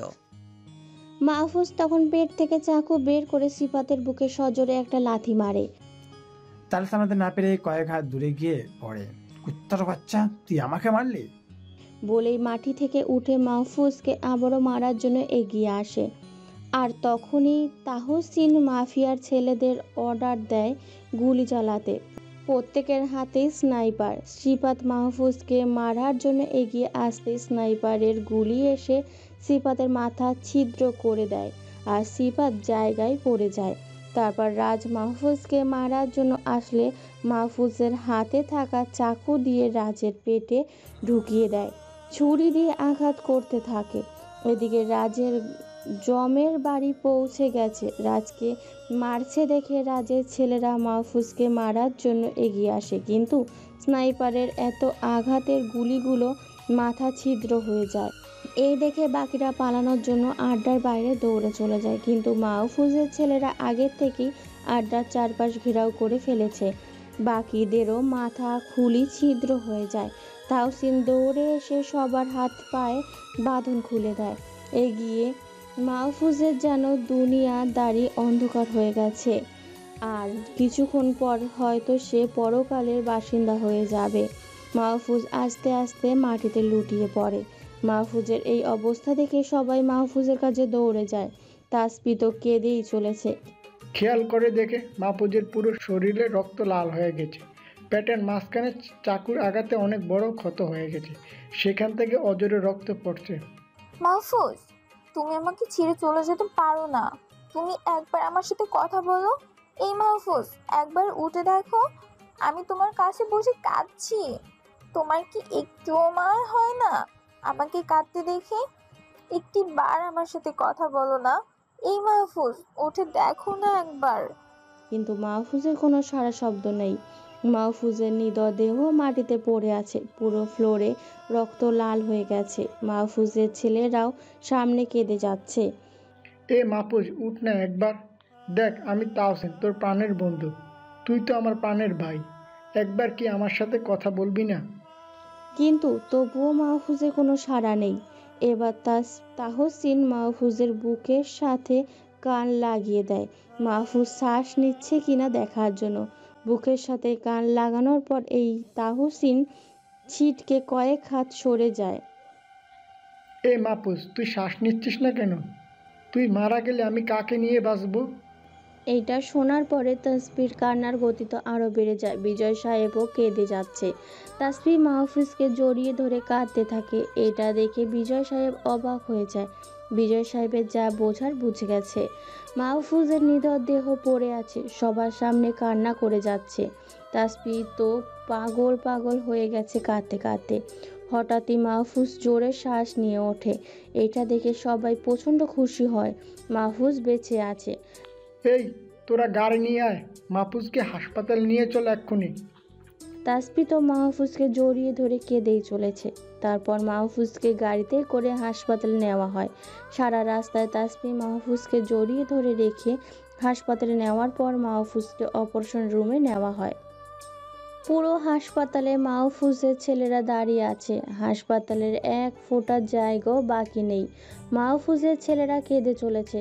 তাহসিন অপারেশন রুমের বাইরে পায়চারি করছে, দেখে তার মেয়ে কেঁদে চলেছে। এটা দেখে তাসফিকে বললেন, কিরে মা, তুই কি মাহফুজকে ভালোবাসিস? তার বাবার কথা শুনে অবাক হয়ে তাকাই। বাবা কেমন করে বুঝলো? কিরে মা বল, তুই কি মাহফুজকে ভালোবাসিস? এবার আর সামলাতে পারলো না নিজেকে, বাবাকে জড়িয়ে ধরে হু হু করে কেঁদে দিল। হ্যাঁ বাবা, আমি মাহফুজকে অনেক ভালোবাসি। মাহফুজের মন অনেক ভালো। মাহফুজও আমাকে ভালোবাসে। তুই কি সত্যি ওকে ভালোবাসিস? হ্যাঁ বাবা, অনেক বেশি। মাহফুজও আমাকে ভালোবাসে। আমি ওকে ছাড়া বাঁচবো না। প্লিজ তুমি মাহফুজকে আমার কাছে ফিরিয়ে দাও। কাঁদিস না মা, তোর কান্না যে আমার সহ্য হয় না। চিন্তা করিস না, আল্লাহ নিশ্চয়ই মাহফুজকে ভালো করে দেবেন। তাসফি তার বাবার কোলে মাথা রেখে ফুপিয়ে ফুপিয়ে কেঁদে চলেছে। এর মধ্যে ডক্টর এসে বলে যে মাহফুজ ইমিডিয়েটলি 2 ব্যাগ রক্ত লাগবে, না হলে ওনাকে বাঁচানো সম্ভব নয়। ডাক্তার সাহেব, আমি রক্ত দিব, কারণ মাহফুজ আর আমার রক্তের গ্রুপ একই, দুজনের এই ও পজিটিভ। কিন্তু 1 ব্যাগে তো হবে না, 2 ব্যাগ লাগবে। ডাক্তার, আমার রক্ত ও পজিটিভ, আমি রক্ত দিব। আপনারা দুজন এই আমির সাথে আসুন, আপনাদের রক্ত নিতে হবে। তারপর ডক্টর রক্ত নিয়ে আবারও অপারেশন রুমে ঢুকে যায়। প্রায় 1 ঘন্টা পর ডক্টর বের হয়। তখন সবাই দৌড়ে ডক্টরের কাছে যায়। ডাক্তার, রোগীর কি অবস্থা? ভালো আছে তো? একটুর জন্য বেঁচে গেছে, সবই আল্লাহর ইচ্ছা। চাকুটা পেটের অনেক গভীরে চলে গিয়েছিল। আমরা কি এখন দেখা করতে পারবো রোগীর সাথে? না, এখন নয়। রোগীর এখনো জ্ঞান ফিরে নাই, জ্ঞান ফিরলেই দেখা করতে পারবেন। তারপর সবাই বসে অপেক্ষা করে। কিছুক্ষণ পর নার্স এসে বলে যে মাহফুজের জ্ঞান ফিরেছে, এখন রোগীর বাড়ির লোক দেখা করতে পারে। তারপর তাহসিন মাহফুজের কাছে যায়, দেখে মাহফুজ শুয়ে আছে, পেটে ব্যান্ডেজ করা। এখন কেমন লাগছে তোর? হ্যাঁ, অনেক ভালো হয়েছে। কিন্তু রাজের কি খবর? সবগুলো লাশ গুম করে ফেলেছি, কেউ খুঁজে পাবে না। মাহফুজ আর তাহসিন কথা বলতে থাকে। তখনই তাসফি ভেতরে আসে। তাসফিকে দেখে তাহসিন বলে, দোস্ত তুই হলে ট্রিট দিস, এখন বাবির সাথে কথা বল, বলে তাসিন চলে যায় কেবিনের বাইরে। তারপর তাসফি এসে মাহফুজের কাছে বসে, মাহফুজকে জড়িয়ে ধরে কেঁদে দেয়। মাহফুজ খেয়াল করে তাসফির চোখ দুটো ফুলে গেছে। মাহফুজ বুঝতে পারে তাসফি এতক্ষণ কেঁদেছে। এই পাগলি, কাঁদছো কেন? এই তো দেখো আমি বেঁচে আছি। তোমার কিছু হয়ে গেলে আমি কি নিয়ে বেঁচে থাকতাম? দূর পাগলি, কি যে বলো না, আমি তো বেঁচে আছি, এখন আবার আমাকে নিয়েই বেঁচে থাকবা? এখন কান্না থামাও দেখি, এবার হাসি তো কলেজা, তোমার হাসি দেখতে আমার খুব ভালো লাগে। মাহফুজ তাসফির চোখ থেকে হাত দিয়ে পানি মুছে দেয়। তারপর তাসফি হেসে দেয় আর মাহফুজকে আরও শক্ত করে জড়িয়ে ধরে। ঠিক তখনই দরজায় কেউ একজন কাশি দেয়। তাকিয়ে দেখে তাসফির বাবা দাঁড়িয়ে আছে। তাসফি নিজের বাবাকে দেখে লজ্জায় তা মাহফুজকে ছেড়ে দিয়ে এক পাশে দাঁড়িয়ে থাকে। এসে মাহফুজের পাশে বসে, তারপর মাহফুজের দিকে তাকায়। মাহফুজ নিচের দিকে তাকিয়ে আছে, মনে মনে ভাবছে যে আমাকে মনে হয় অপমান করবে এখন। মাহফুজ, তুমি কি আমার মেয়েকে ভালোবাসো? অবাক হয়ে তাকিয়ে বিজয় সাহেবের দিকে। উনি কেমন করে জানলেন? না মানে আঙ্কেল, আমি... থাক, আর মানে করতে হবে না। তাসফি আমার কাছে সব কিছুই বলেছে। তখন তাসফির দিকে তাকালাম, দেখি লজ্জায় মাথা নিচু করে রাখছেন। মনে মনে বললাম, কত বড় ফাজিল, ওর বাবার কাছে সব বলে দিছে। কিন্তু মাহফুজ, আমার একটা বিষয় ঘটকা লাগছে। জি আঙ্কেল, কোন বিষয়ে? তুমি রাজের মতো এত বড় মাফিয়াকে মারা যে কোনো মানুষের পক্ষে সম্ভব নয়, আর তুমি মেরে ফেললে। আর তোমার সাথে এত ছেলে পেলে কিভাবে আসলো? তুমি কে বলো তো? আঙ্কেল, আমি আবার কি হতে যাব? আমি আপনার বডিগার্ড। না, এটা তোমার আসল পরিচয় নয়। তুমি অনেক বড় কিছু। প্লিজ আমার কাছ থেকে লুকাও না, বলো প্লিজ। আঙ্কেলের কথা শুনে কি বলবো বুঝতে পারছি না। আমার পরিচয় জানলে হয়তো তিনি আমাকে কখনোই মেনে নেবেন না। কি হলো, বলো না কেন? দেখো, তোমার সাথে আমার মেয়ের জীবন জড়িয়ে আছে। আঙ্কেল, আসলে আমি হলাম কিং অফ মাফিয়া, আর সমস্ত মাফিয়া দলেরই আমার হাতে তৈরি। রাজু আমার মাফিয়া দলে কাজ করত, কিন্তু আমার আগের জীবন ছিল সম্পূর্ণ আলাদা। যদিও আমি মাফিয়া কিং, তবু এসব ঝামেলা থেকে বাঁচছিলাম। তোমার আগের জীবন সম্পর্কে আমি জানতে চাই। আমার মেয়ের জীবনে আসার আগে তোমার পরিচয় আর পরিবার সম্পর্কে আমাকে কিছু বলো প্লিজ। হ্যাঁ বলবো, আমার পরিচয় আর লুকাবো না। তাহলে শুনুন, ফ্ল্যাশব্যাক। কয়েক বছর আগের কথা। মা বাবা আর একটা বোন নিয়ে ছিল আমাদের সুখের সংসার। আমাদের দিনগুলো খুব সুখের মধ্যে দিয়ে কাটতেছিল। বাবা ছিলেন বড় একজন ব্যবসায়ী, আর বোনটা স্কুলে পড়তো। আমি অনার্স 3য় বর্ষে পড়ি। ভার্সিটি বন্ধুবান্ধব, আড্ডা, পরিবার সব কিছু নিয়ে আমার নিত্যদিনগুলো ছিল অসাধারণ। সবসময় ছোট বোনের সাথে ঝগড়া করতাম, আর ছোট বোন আমার সাথে না পেরে কেঁদে দিত। তখন আমার দায়িত্ব হতো ছোট বোনের কান্না থামানো, আর বাবা মায়ের ভালোবাসা তো ভাই বোনের ওপর সবসময় ছিলই। তো এইভাবে আমি সুখের ভিতর দিয়ে জীবন অতিবাহিত করতেছিলাম। একদিন কলেজের ক্লাসে বসে ক্লাস করতেছি, তখন ছাত্রলীগের কয়েকজন নেতা এসে ছেলেদের ডেকে নিয়ে যায় একটা মিছিলে। আমি কখনো এসব মিছিলে যাই না, কিন্তু সেদিন প্রিন্সিপাল এসে সবাইকে যেতে বলায় মিছিলে যেতে হলো। মিছিলে 100 নেতার সাথে আমার একটু পরিচিত ছিল, আমি তাকে ভাই বলে ডাকতাম। ওই ভাই আমাকে তাদের দলে যোগ দেওয়ার জন্য অনেক অনুরোধ করে, কিন্তু আমি রাজি ছিলাম না। তবুও ভাইটি এমনভাবে বলে যে আমি আর তাদের দলে যোগ হয়ে গেলাম। এই বিষয়টা আবার বাবার কানে পৌঁছে গেল। বাবা আবার এসব দল করা পছন্দ করতো না। কলেজ শেষে বাড়ি যেতেই বাবা আমাকে অনেক বকা দিলেন, আর কি আর করার, বাবার বকা শুনে রুমে চলে গেলাম। কিছুক্ষণ পর আমার বোন আসলো। ভাইয়া, তুমি এসব দলে কেন যোগ দিলে? প্লিজ ছেড়ে দাও এসব। দেখি আপু, কি করা যায়। আজই তো যোগ দিলাম, ভালো না লাগলে ছেড়ে দিব। তুই এখন যা আপু, আমি রেস্ট নিব।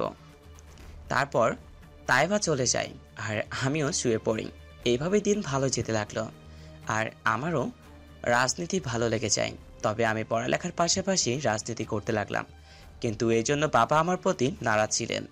মাও আমাকে সব ছেড়ে দিতে বলেন, কিন্তু আমি ছাড়তে পারি না। এর মধ্যে আমি আমার বন্ধু তাওসিনকে আমার দলে নিয়ে নিই।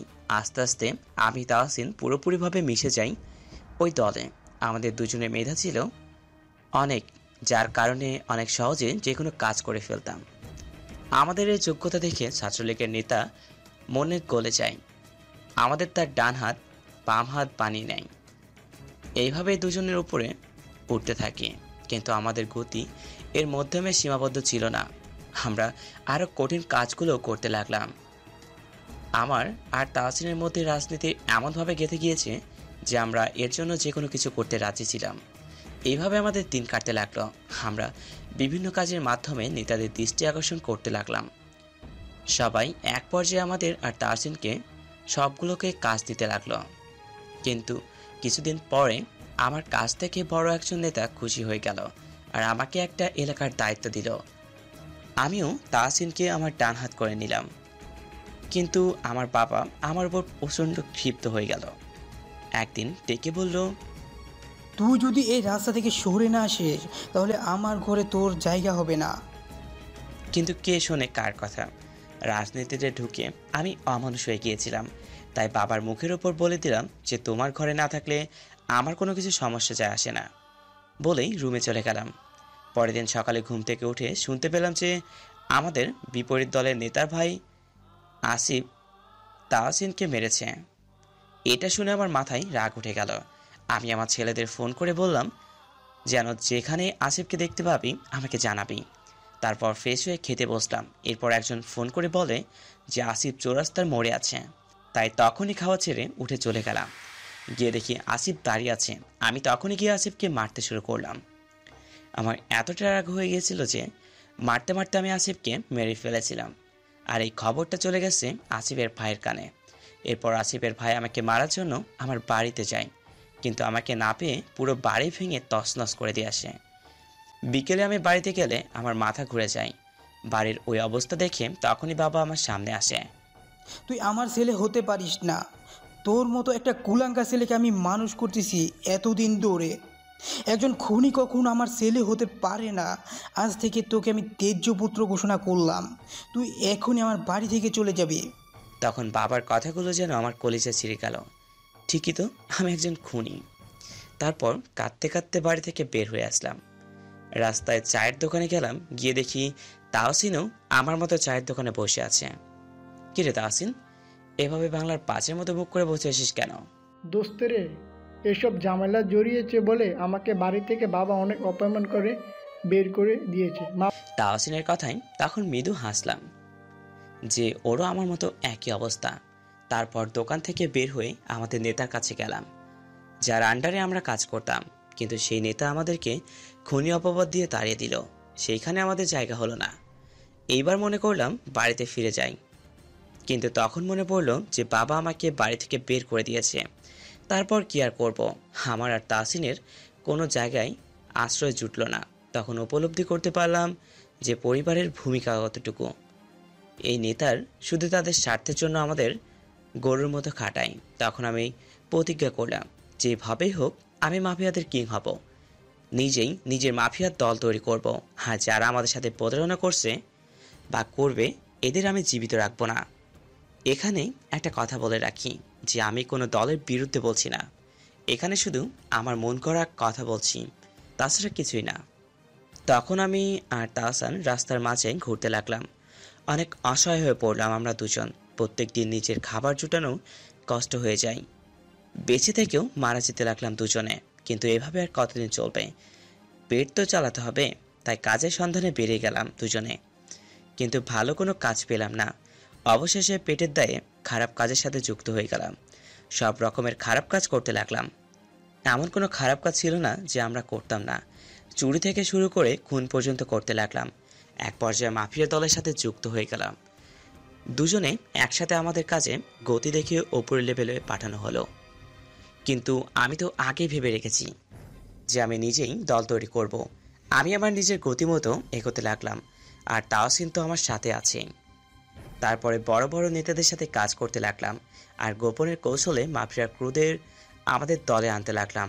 তাহসিনকে এখানে আমার ডান হাত বানালাম। কিছুদিন পরে আমার বিচার একটা দল হয়ে গেল।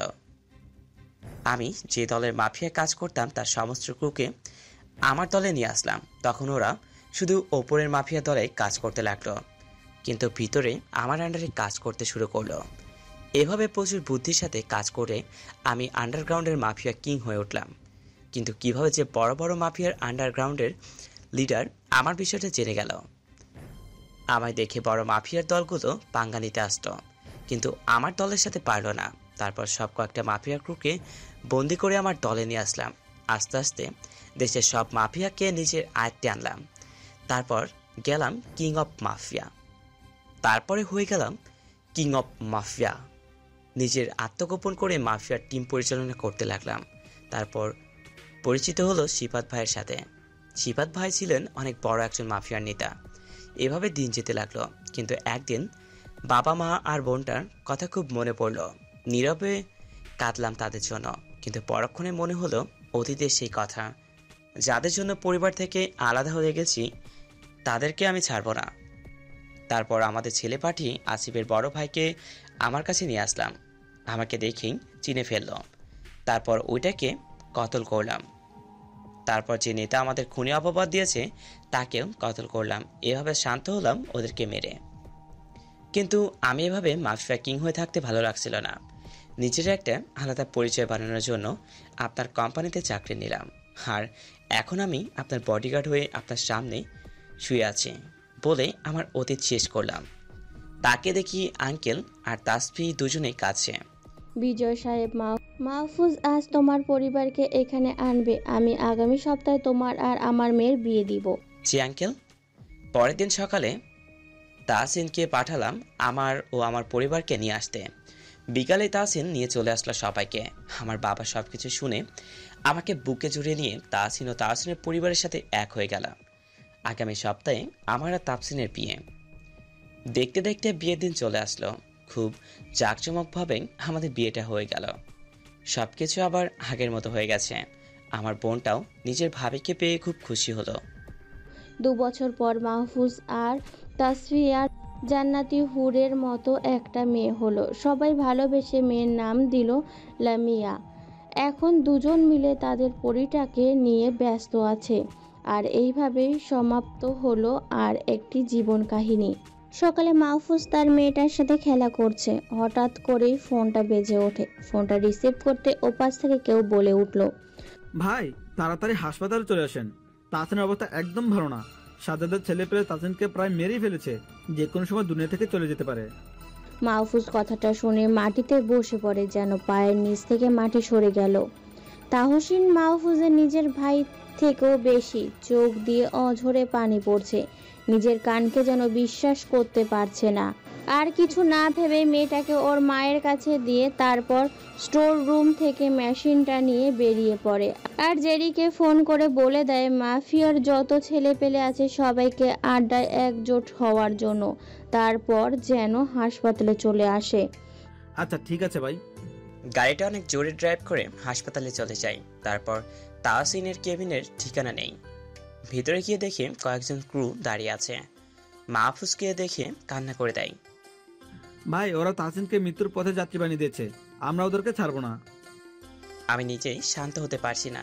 চোখের পানি সবকিছু ঝাপসা দেখি, আর ওদের কি সান্ত্বনা দিব? সামনে তাকিয়ে দেখি তাহসিনের গলা পর্যন্ত কাপড় দিয়ে ঢাকা। মুখে অক্সিজেন মাস্ক পরা থাকা সত্ত্বেও নিঃশ্বাস নিতে পারছে না। কেবিনের দরজা আটকে দিয়ে চিৎকার করে কাঁদতে লাগলাম। দৌড়ে গিয়ে তাহসিনকে জড়িয়ে ধরলাম। তাহসিন রে, তুই না আমার ভাই, আমাকে ছাড়া কিভাবে চলে যাবি? এই যে দেখ, তোর কিছুই হবে না, আমি তোর কিছু হতে দিব না। একবার আমার সাথে কথা বল, বলে দেখ। কিন্তু তাহসিনের কোনো সারা শব্দ নেই। হঠাৎ করেই আমার হাতটা ধরলো, তারপর বলল, মাহফুজ রে, আমি তোকে খুব ভালোবাসি বলে হাত ছেড়ে দিল। তাহসিনের নাকে হাত দিয়ে দেখি মারা গেছে। এদিকে সমস্ত মাফিয়া কুম কাটতেছে। ঠিক সেই মুহূর্তে জেরেন কেবিনে ঢোকে। ভাই এত জরুরি তলব করলেন কেন?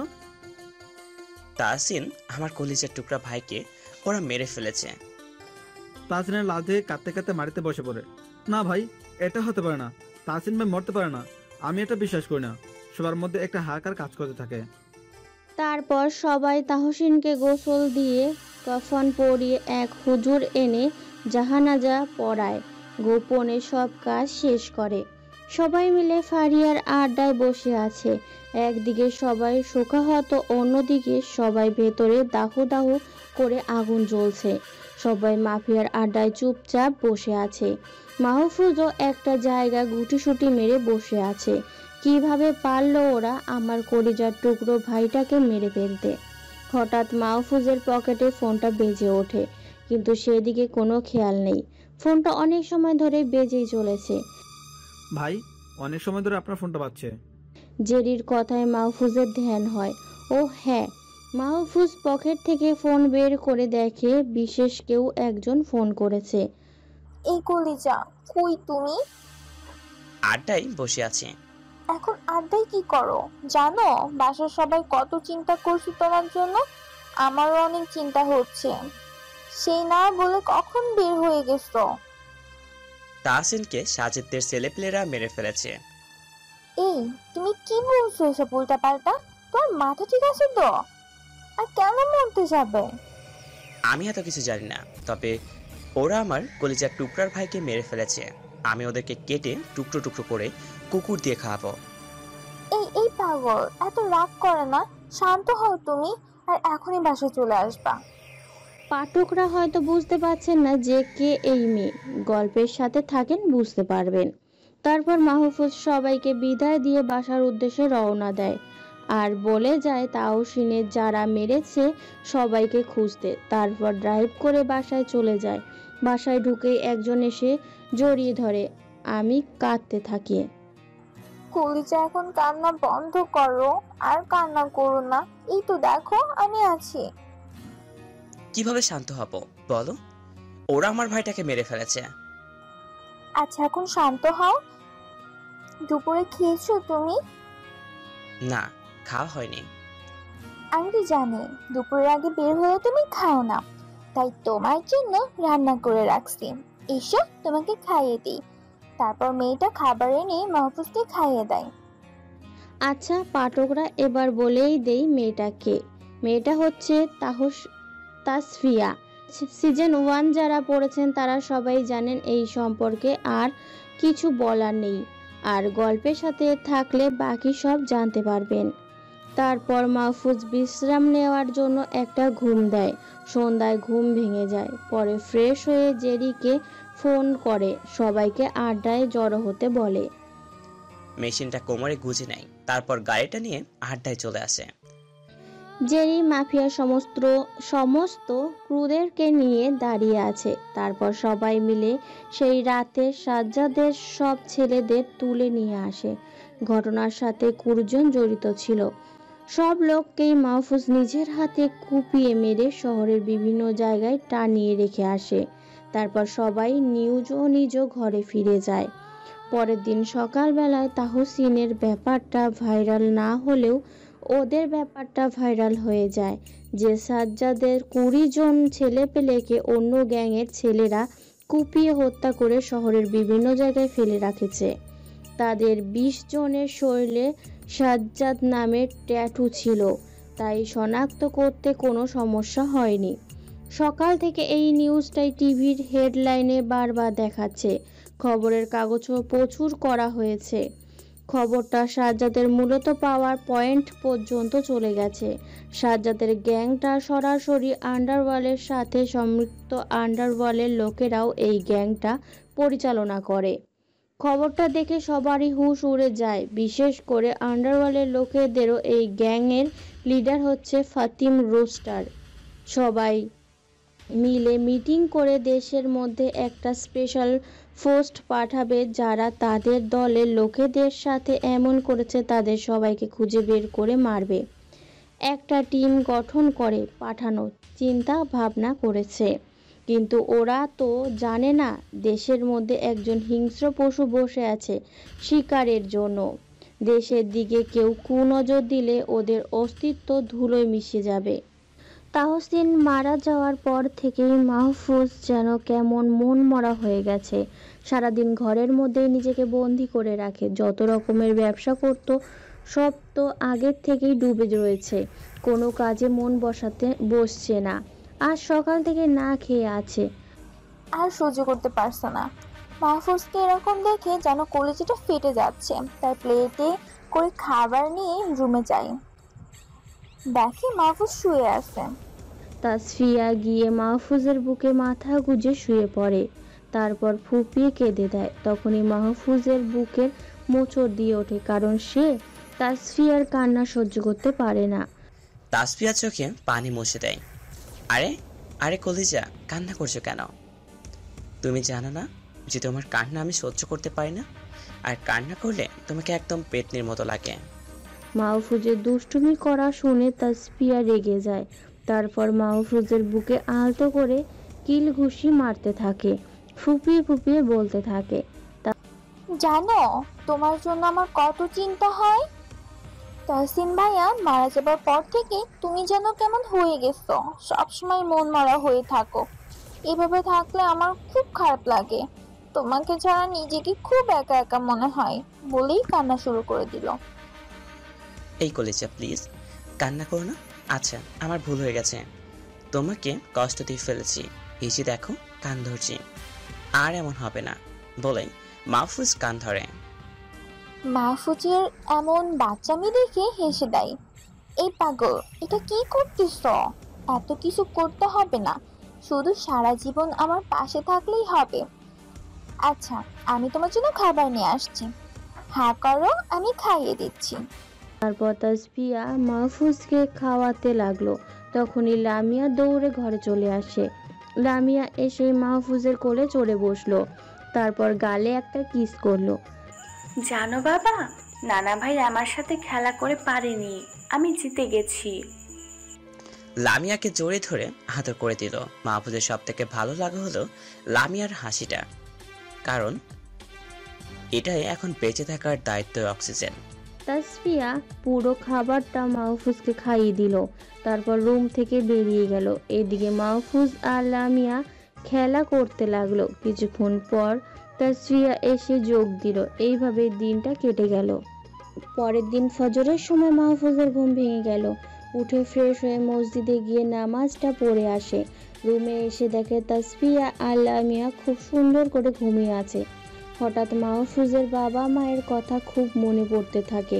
অন্যদিকে তাহসিনের মৃত্যুর পর ওর বাবা মাও যেন কেমন হয়ে গেছে। তাই মাহফুজ সিদ্ধান্ত নেয় গ্রামের বাড়ি থেকে কয়েকদিনের জন্য বেরিয়ে আসবে। একটু পর তাসফিয়ার ঘুম ভাঙলে মাহফুজ কথাটি জানায়। সেটা শুনেই তাসফিয়ার খুশি দেখে কে। খুশিতে মাহফুজকে জড়িয়ে ধরে। তোমাকে যে কি বলে ধন্যবাদ দিব, অনেকদিন আম্মুকে দেখি না, আর আমার মেয়েটা ওর দাদা দাদির সাথে দেখা করতে পারেনি। আমরা আজকেই রওনা দিব। হ্যাঁ তুমি সবকিছু গুছিয়ে নাও, আমি গিয়ে বাবাকে বলছি তোমার সাথে যেতে। এরপর মাহফুজ গিয়ে বিজয় সাহেবকে ডাক দেয়। বাবা রুমে আসতে পারে? হ্যাঁ মাহফুজ, রুমে আসো। এতে অনুমতি নেওয়ার কি আছে? বাবার কাছে গিয়ে বসলাম। ওষুধ খাচ্ছেন? আচ্ছা বাবা, আমরা সিদ্ধান্ত নিয়েছি যে আসলে গ্রামের বাড়িতে যাব, আর আপনাকে সাথে নিয়ে যেতে যাচ্ছি। মাহফুজ, সেটা কেমন করে হয়? আমার উপর অফিসের এত কাজের চাপ রয়েছে, তার উপর গ্রামে গেলে মনে হয় না তোমার বাবা মা সহজে আসতে দিবেন।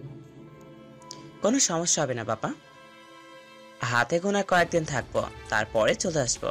আর নীলা তো আছেই, সমস্ত কাজ না হয় এই কয়েকদিন ও দেখাশোনা করবে। বাবা প্লিজ চলেন না।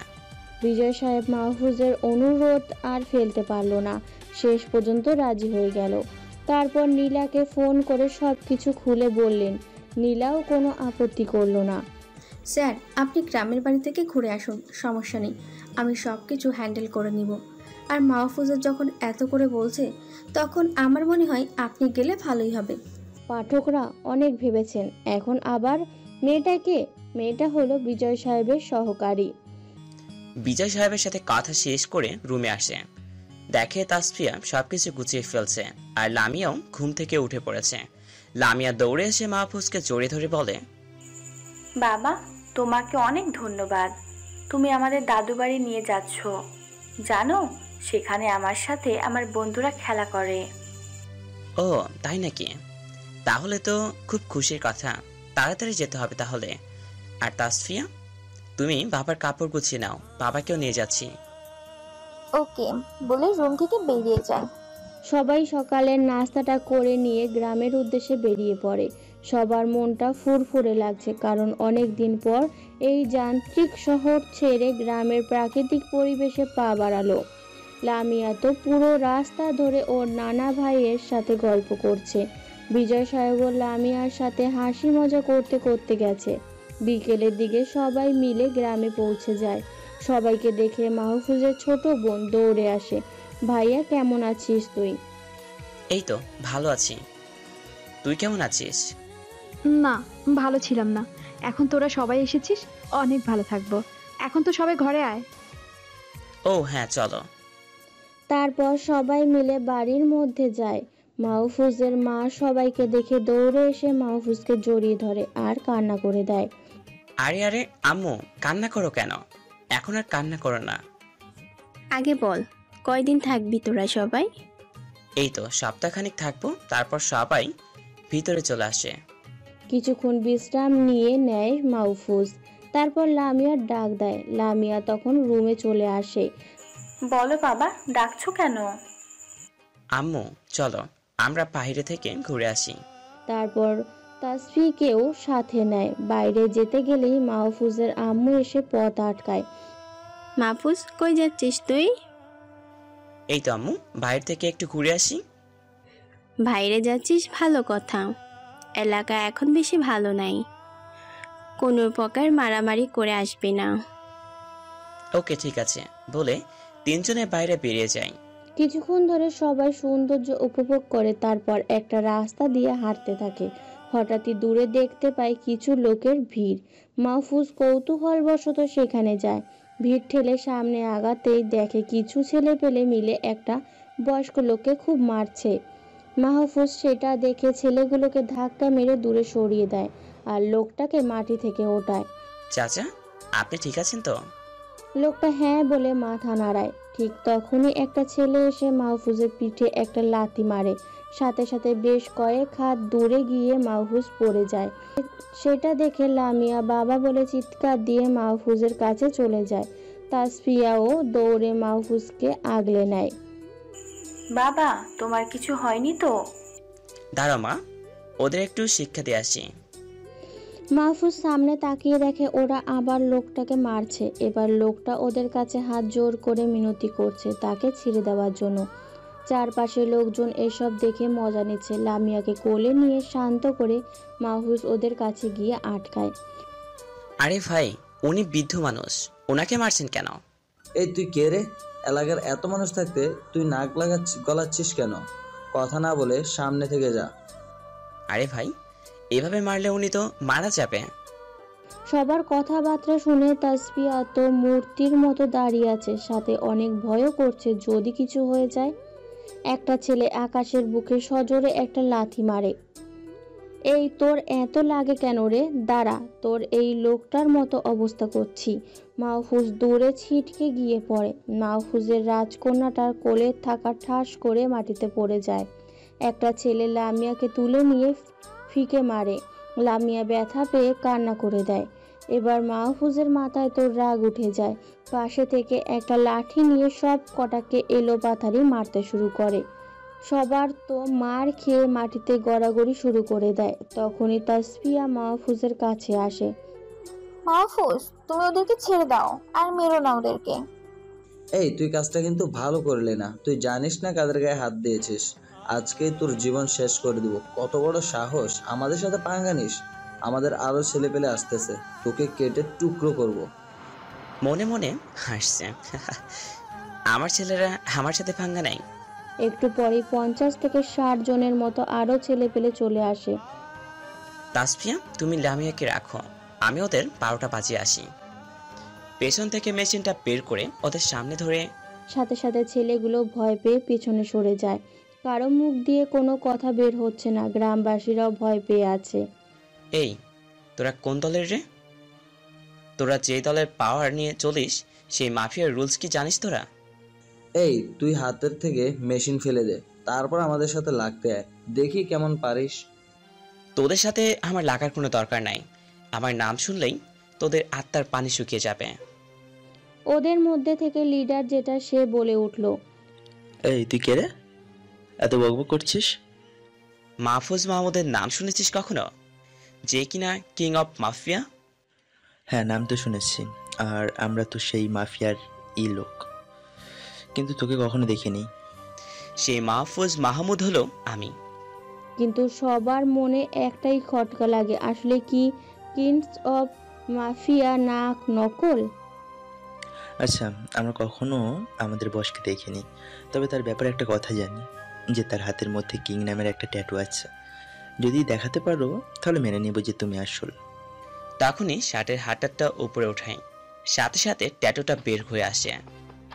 ভয়েতে যেন তাদের আত্মা বের হয়ে যাওয়ার কায়দা।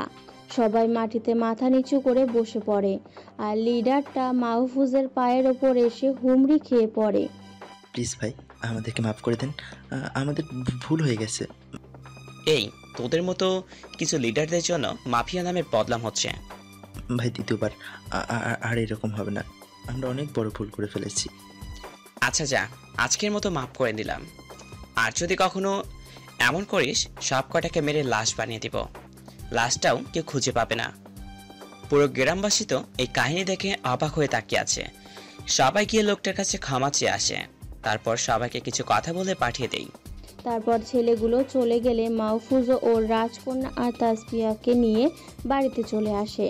মাহফুজের কয়েকটা জায়গা কেটে গেছে, লামিয়া হাত কেটে রক্ত পড়ছে। ওদের এই অবস্থা দেখে তো মাহফুজের মা কান্না করে দেয়, এই ছেলে তুই কি আমাকে কখনো শান্তি দিবি না? এই গ্রামে এসেও নিজের অকাত করতে থামলি না। কি করব আম্মু বলো?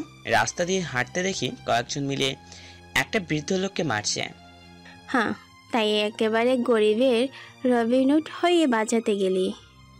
এই তাই বা, ডেটল নিয়ে আয় তো। বৌমা, তুমি লামিয়াকে কুলে রাখো।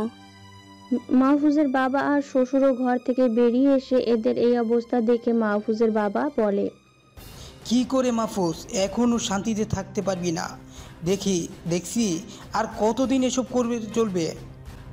বাবা, ওখানে একটা লোককে মারছিল। থাক, আর বলতে হবে না, অনেক দয়ালু হয়ে গেছিস তুই। আমার নাতনিটাকেও জড়িয়ে নিয়েছিস, ফ্রেশ হয়ে বিশ্রাম নে। তারপর মাহফুজ আর লামিয়াকে পরিষ্কার করিয়ে দিল, ডেটল দিয়ে ক্ষত জায়গার ব্যান্ডেজ করা হলো। রাতে খেয়ে দিয়ে সবাই ঘুমিয়ে পড়লাম। আজকে লামিয়া মায়ের কাছে শুয়েছে, তাসফি আমাকে জড়িয়ে ধরে ছোট বাচ্চার মতো শুয়ে আছে। কি যে মায়াবী লাগতেছে। থাক, আর কিছু না ভেবে ঘুমিয়ে পড়লাম। এইভাবে কয়েকদিন কেটে গেল, অনেক আনন্দের দিন কাটলো। শহরের তুলনায় গ্রামের পরিবেশেই অনেক ভালো, মনে হয় সারা জীবন গ্রামে থেকে যায়। কিন্তু আমি শহরে না থাকলে যে মাফিয়া টিম টিকতে পারবে না। একদিন সকালে ঘুম ফোনের আওয়াজে ঘুমটা ভাঙলো। ঘুম স্ক্রিনে তাকিয়ে দেখি জেরি ফোন করেছে। ফোনটা তখন রিসিভ করলাম। হ্যাঁ জেরি, বল কেমন আছিস? অনেক ভালো আছি ভাই, তবে একটা কথা বলতে ফোন করেছি। হ্যাঁ বল, কি বলবি? ভাই, সাজ্জাদ আন্ডারওয়ার্ল্ডের সাথে কানেক্টেড। আপনি ওর ভাইটাকে মেরে ফেলার পর ও আপনাকে মেরে ফেলার প্ল্যান করেছে, তাই বিশেষ একটা ফোর্স নিয়ে 2 দিনের মধ্যে দেশে ঢুকতে চলেছে। শুনেছি ওর দলে যারা আছে সবাই একজনের দানবের মতো, আর প্রচুর হিংস্র, একাই একজন 10 জনের সমান। ভাই, আমার প্রচুর ভয় করছে, আপনি তাড়াতাড়ি চলে আসেন। ওকে, তুই চিন্তা করিস না, আমি কালকেই চলে আসতেছি বলে ফোনটা কেটে দিলাম। তারপর উঠে ফ্রেশ হয়ে সবাইকে বললাম যে কালকে চলে যাব। আম্মু তো কোনোভাবে যেতে দিবে না। শেষ পর্যন্ত অনেক কষ্টে রাজি করালাম।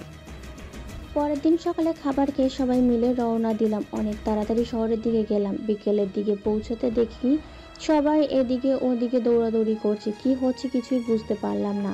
আমাদের গাড়িটা রাস্তার জ্যামে আটকে গেল। গাড়ি বের হয়ে সামনে চলে গেলাম, গিয়ে তো অবাক হয়ে গেলাম। দানবের মতো একটা গাড়ি দাঁড়িয়ে আছে, সবাইকে আমার ফটো দেখানো হচ্ছে। যে বলছে যে দেখে নাই তাকেই তুলে ছুঁড়ে মারছে। হঠাৎ করে কই থেকে যেন জেরি চলে আসলো। এসে আমাকে দূরে নিয়ে গেল। ভাই সাজাদের সেই আন্ডারওয়ার্ল্ডের স্পেশাল টিম এরাই। ভাই এদেরকে যেরকম ভাবছিলাম তার থেকে এরা বেশি শক্তিশালী। আমাদের যেগুলো মাফিয়া ছেলেপেলে আছে তারা এই স্পেশাল টিমের সাথে টিকতে পারবে না। ওই যে তুই এত ভয় পাস না, এরা যে কোনো রকম শক্তিশালী হোক না কেন সব কয়টাকে জমের বাড়ি পাঠিয়ে ছাড়বো। তুই একটা কাজ কর, আড্ডার মাফিয়া ছেলেপেলেকে হাজির কর, আমি পরিবারের লোকদের বাসায় পৌঁছে দিয়ে আসি। ঠিক আছে ভাই, বলেই চলে গেল। তারপর সবাইকে বাসায় দিয়ে আড্ডায় চলে আসে। ভিতরে জেরি সবাইকে নিয়ে বসে আছে। মাহফুজ ভিতরে যেতেই সবাই দাঁড়িয়ে যায়। সবার মনে একটাই ভয়ের ছাপ। মাহফুজ গিয়ে জেরির পাশে বসে। ভাই এখন আমরা কি করব? গোপন সূত্র থেকে জানতে পারলাম সাজাদ দেশে চলে এসেছে। কালকে আপনার উপর অ্যাটাক করবে, তারপর এখানে রাজত্ব করবে। সাজাদের তো রাগ রয়েছে আপনার উপর, কারণ আপনি ওর ভাইটাকে মেরে ফেলেছেন। ওসব নিয়ে কোনো চিন্তা করিস না। যারাই এই দেশটাকে নিয়ে বাজে চিন্তা ভাবনা আনবে তাদেরকে দুনিয়া থেকে পরপারে পাঠিয়ে দিব। সাজ্জাদদের অবস্থায় কালকে দেখা যাবে। আমি আজকে ফিরোজ ভাইকে ফোন করে জানিয়ে দেব যাতে ফারদিন রেস্তোরাঁকে এখানে আসতে বলে, তাহলে আরো কয়েকদিন বেঁচে থাকতে পারবে। আর জেরি, তুমি আমার মাফিয়া সম্পর্কে এখনো বেশি কিছু জানতে পারো নাই, এখনো তোমার অজানা কিছু রয়ে গিয়েছে। মাফিয়া একটা বিশেষ টিম, গোপন একটা জায়গায় মাটির নিচে ট্রেনিং দেওয়া হচ্ছে। ওদের স্পেশালভাবে প্রশিক্ষণ করানো হচ্ছে যাতে করে দেশের যে কোনো বড় কাজে নিমিষেই করে ফেলতে পারে। আর ওরা একজন হায়নার থেকেও হিংস্র। ভাই আপনি তো এই কথাটা আগে বলেন না আমাকে, আমি আরো ভাবলাম ওদের সাথে পেরে উঠবো কিভাবে। আচ্ছা, আজকে আড্ডা এখানেই শেষ, সবাই নিজের জায়গায় চলে যাও। মাহফুজের অর্ডার শুনে সবাই আড্ডা থেকে বেরিয়ে যায়। তারপর মাহফুজ জেরির সাথে বুক করে বেরিয়ে আসে। জেরিকে বলে দেয় গোপনের সকল কিছুর ইনফরমেশন যেন নিয়ে রাখে। তারপর দুজনে বাসায় চলে যায়। বাসায় পৌঁছাতে রাত হয়ে যায়। বাসায় গিয়ে কলিং বেল দিতেই তাসফিয়া এসে দরজা খুলে দিল। ভিতরে এসে ফ্রেশ হয়ে রুমে গেলাম। লামিয়া খাটের উপর বসে খেলা করতেছে। আমাকে দেখি বাবা বলে জড়িয়ে ধরলো। তুই কোথায় ছিলে বাবা? এই তো মা, বাইরে একটু কাজের জন্য ছিলাম। আচ্ছা, তুমি রাতে খেয়েছো? হ্যাঁ বাবা, আম্মু খাইয়ে দিয়েছে। আচ্ছা ঠিক আছে, তোমার আম্মুকে বলে দিচ্ছি যাতে তোমাকে ঘুম পাড়িয়ে দেয়। তারপর তাসফিয়াকে ডাক দিয়ে দিলাম। হ্যাঁ বলো, ডাকছো কেন? রাতের খাবার কি খেয়েছো? তোমাকে ছাড়া কখনো খেয়েছি আমি? ওকে ঠিক আছে, লামিয়াকে ঘুম পাড়িয়ে দিয়ে টেবিলে এসো, দুজন মিলে খেয়ে নিই। ওকে ঠিক আছে। তারপর তাসফিয়া গিয়ে লামিয়াকে ঘুম পাড়িয়ে দিলে। এদিকে মাহফুজ খাবার টেবিলে বসে আছে। তাসফিয়া আসার পর দুজনে মিলে খেয়ে নিল। খাওয়া দাওয়া শেষ করে মাহফুজ ছাদে চলে যায়। সেখানে থাকা একটা সোফায় বসে তারপর ফিরোজ ভাইকে কল করে। একবার ফোন করতেই ধরে বলে, महफूज भाई मुझे बताओ तुम कैसे हो? हाँ महफूज भाई बोलो तुम्हें केमन आछो? হ্যাঁ ভাই, मैं ठीक हो, तुम कैसे हो? हाँ भाई, আমি ভালো আছি, তুমি কেমন আছো? हाँ भाई मैं बहुत अच्छा हूँ। तो इतने दिनों बाद मुझे फिर से याद आया भाई? हाँ भाई আমি খুব ভালো আছি। তো হঠাৎ এতদিন পর এই ভাইটার কথা মনে পড়লো যে?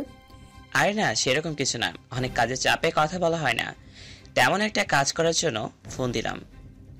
ফাতিন রেস্তোরাঁ আমার দেশে এসে সবকিছু দখল করতে চাচ্ছে। ওকে বলে দাও না আসার জন্য, আর যদি রাজত্ব করতে আসে তাহলে জীবনে ফিরতে পারবে না। ওকে আমি ওর সাথে কথা বলছি আর জানাবো যে রোস্তার আক্রমণ করবে কি না। তারপর মাহফুজ ফোনটা কেটে দেয়। একটু পর আবারও ফোন করে। হ্যাঁ বলো ভাই, কি খবর আছে? রোস্তা কালকে তোমার দেশের উপর আক্রমণ করবে। ওকে অনেক বুঝিয়েছি কিন্তু আমার কথা শুনে নাই। অনেক ধন্যবাদ, তুমি ভালো থেকো। এই বললো মাহফুজ ফোনটা কেটে দেয়। মাথায় পুরো আগুন জ্বলতেছে। শুধু এবার দেশের মাটিতে পা রেখে দেখ, তোদের অস্তিত্ব ধুলায় মুছিয়ে দিব। তারপর মাহফুজ হাবিবকে ফোন করে যে মাটির নিচে মানুষগুলোকে হায়না করার প্রশিক্ষণের কাজে আছে। মাহফুজ হাবিব কালকে তুমি পুরো মাফিয়া হায়নাগুলোকে মুক্ত করে দিবে, কারণ দেশের মাটি রক্ষা করতে হয়। দেশের সব থেকে বড় আন্ডারওয়ার্ল্ডের মাফিয়াকে ধুলোয় মিশিয়ে দিবে। কালকে পুরো শহরে রক্তের বন্যা বইবে। মাহফুজ ছাদ থেকে নিচে এসে দেখে তাসফিয়া ঘরে নেই। তাসফিয়াকে পুরো বাড়ি খুঁজে ফেলেও কিন্তু কোথাও পায় না। এই তাসফিয়া আবার কই গেল? তখনই মাহফুজের ফোনে অপরিচিত একটা নাম্বার থেকে ফোন আসে। হ্যালো, কে বলছেন? আমি যেই হই না কেন, তোর তাসফিয়া আমাদের কাছে। ওকে বাঁচাতে হলে সাজ্জাদের কাছে তোকে আত্মসমর্পণ করতে হবে, নয়তো তুই ওকে খুঁজেও পাবি না। এই, আমার তাসফিয়ার যদি কিছু হয় তাহলে তোদের একটাকেও আস্ত রাখবো না। হাসালি আমাকে। বলেই ফোনটা কেটে দিল। মাহফুজের মাথায় তো আগুন ধরে যায়। নিষ্পাপ মেয়েটা ঘুমিয়ে রয়েছে। তাসফিয়ার কিছু হয়ে গেছে। তাসফিয়ার কিছু হয়ে গেলে মেয়েটা তো মাহারা হয়ে যাবে। মাহফুজ তখনই জেরির কাছে ফোন করে। জেরি, তাসফিয়াকে কেউ কিডন্যাপ করে নিয়ে গেছে। আমার তাসফিয়া কোথায় আছে জানতে চাই। ভাই, আপনি কোনো চিন্তা করবেন না, আমি দেখতেছি বিষয়টা, বলে জেরি ফোনটা রেখে দেয়। মাহফুজ শুধু পায়চারি করতে থাকে। মাথাটা যেন ঝিম ধরে আছে, চোখ দিয়ে পানি পড়ছে। একটু পর জেরি ফোন আসে। হ্যাঁ জেরি, বলো কি খবর? ভাই, তাসফিয়া ম্যামকে সাজাদের ছেলে পেলে তুলে নিয়ে গেছে। আর গোপন সূত্র থেকে জানতে পারলাম যে রোস্তা আর সাজাদ মিলে আজ রাতেই আপনার উপর অ্যাটাক করবে। তাসফিয়াকে সেই সুযোগে কাজে লাগিয়েছে আপনাকে দুর্বলের জন্য। ওকে, ঠিক আছে, আমিও তাদেরকে শেষ করে দিব। মাফিয়ার সমস্ত ক্রুদের আড্ডায় জড়ো করো। রোস্তরের লোকেরা সবাই একটা চক্র করে যে ওরা মাফিয়ার আড্ডাটাকে পুরো ঘিরে ফেলবে। শুধু সময়ের অপেক্ষায় বসে আছে। জেরিন থেকে তো আগে থেকেই গোপন সূত্রে জানতে পেরে যায় যে রোস্তারের টিম অ্যাটাক করবে। এদিকে মাফিয়ার টিম পুরোই তৈরি হয়ে বসে আছে। মাফিয়ার কয়েক হাজার ক্রু একত্রে হয়ে যায়। তাদের সবার মধ্যে একটা চিন্তা কাজ করছে, তারা রোস্তারের নাম চিরতরে মুছে দিবে। মাহফুজের বুকে সৎ সাহস আছে। যারা এই দেশের দিকে কুনজর দিবে তাদের সবার অস্তিত্ব চিরতরে বিলীন করে দিবে। কিন্তু তাসফিয়ার জন্য তার অনেক খারাপ লাগছে। ওর যদি কিছু হয়ে যায়, কিন্তু না, মাহফুজ নিজের মনকে শক্ত করে তাসফিয়ার কিছু হতে দিবে না। সবাইকে জোর করে নিয়ে মাহফুজ কিছু কথা বলে।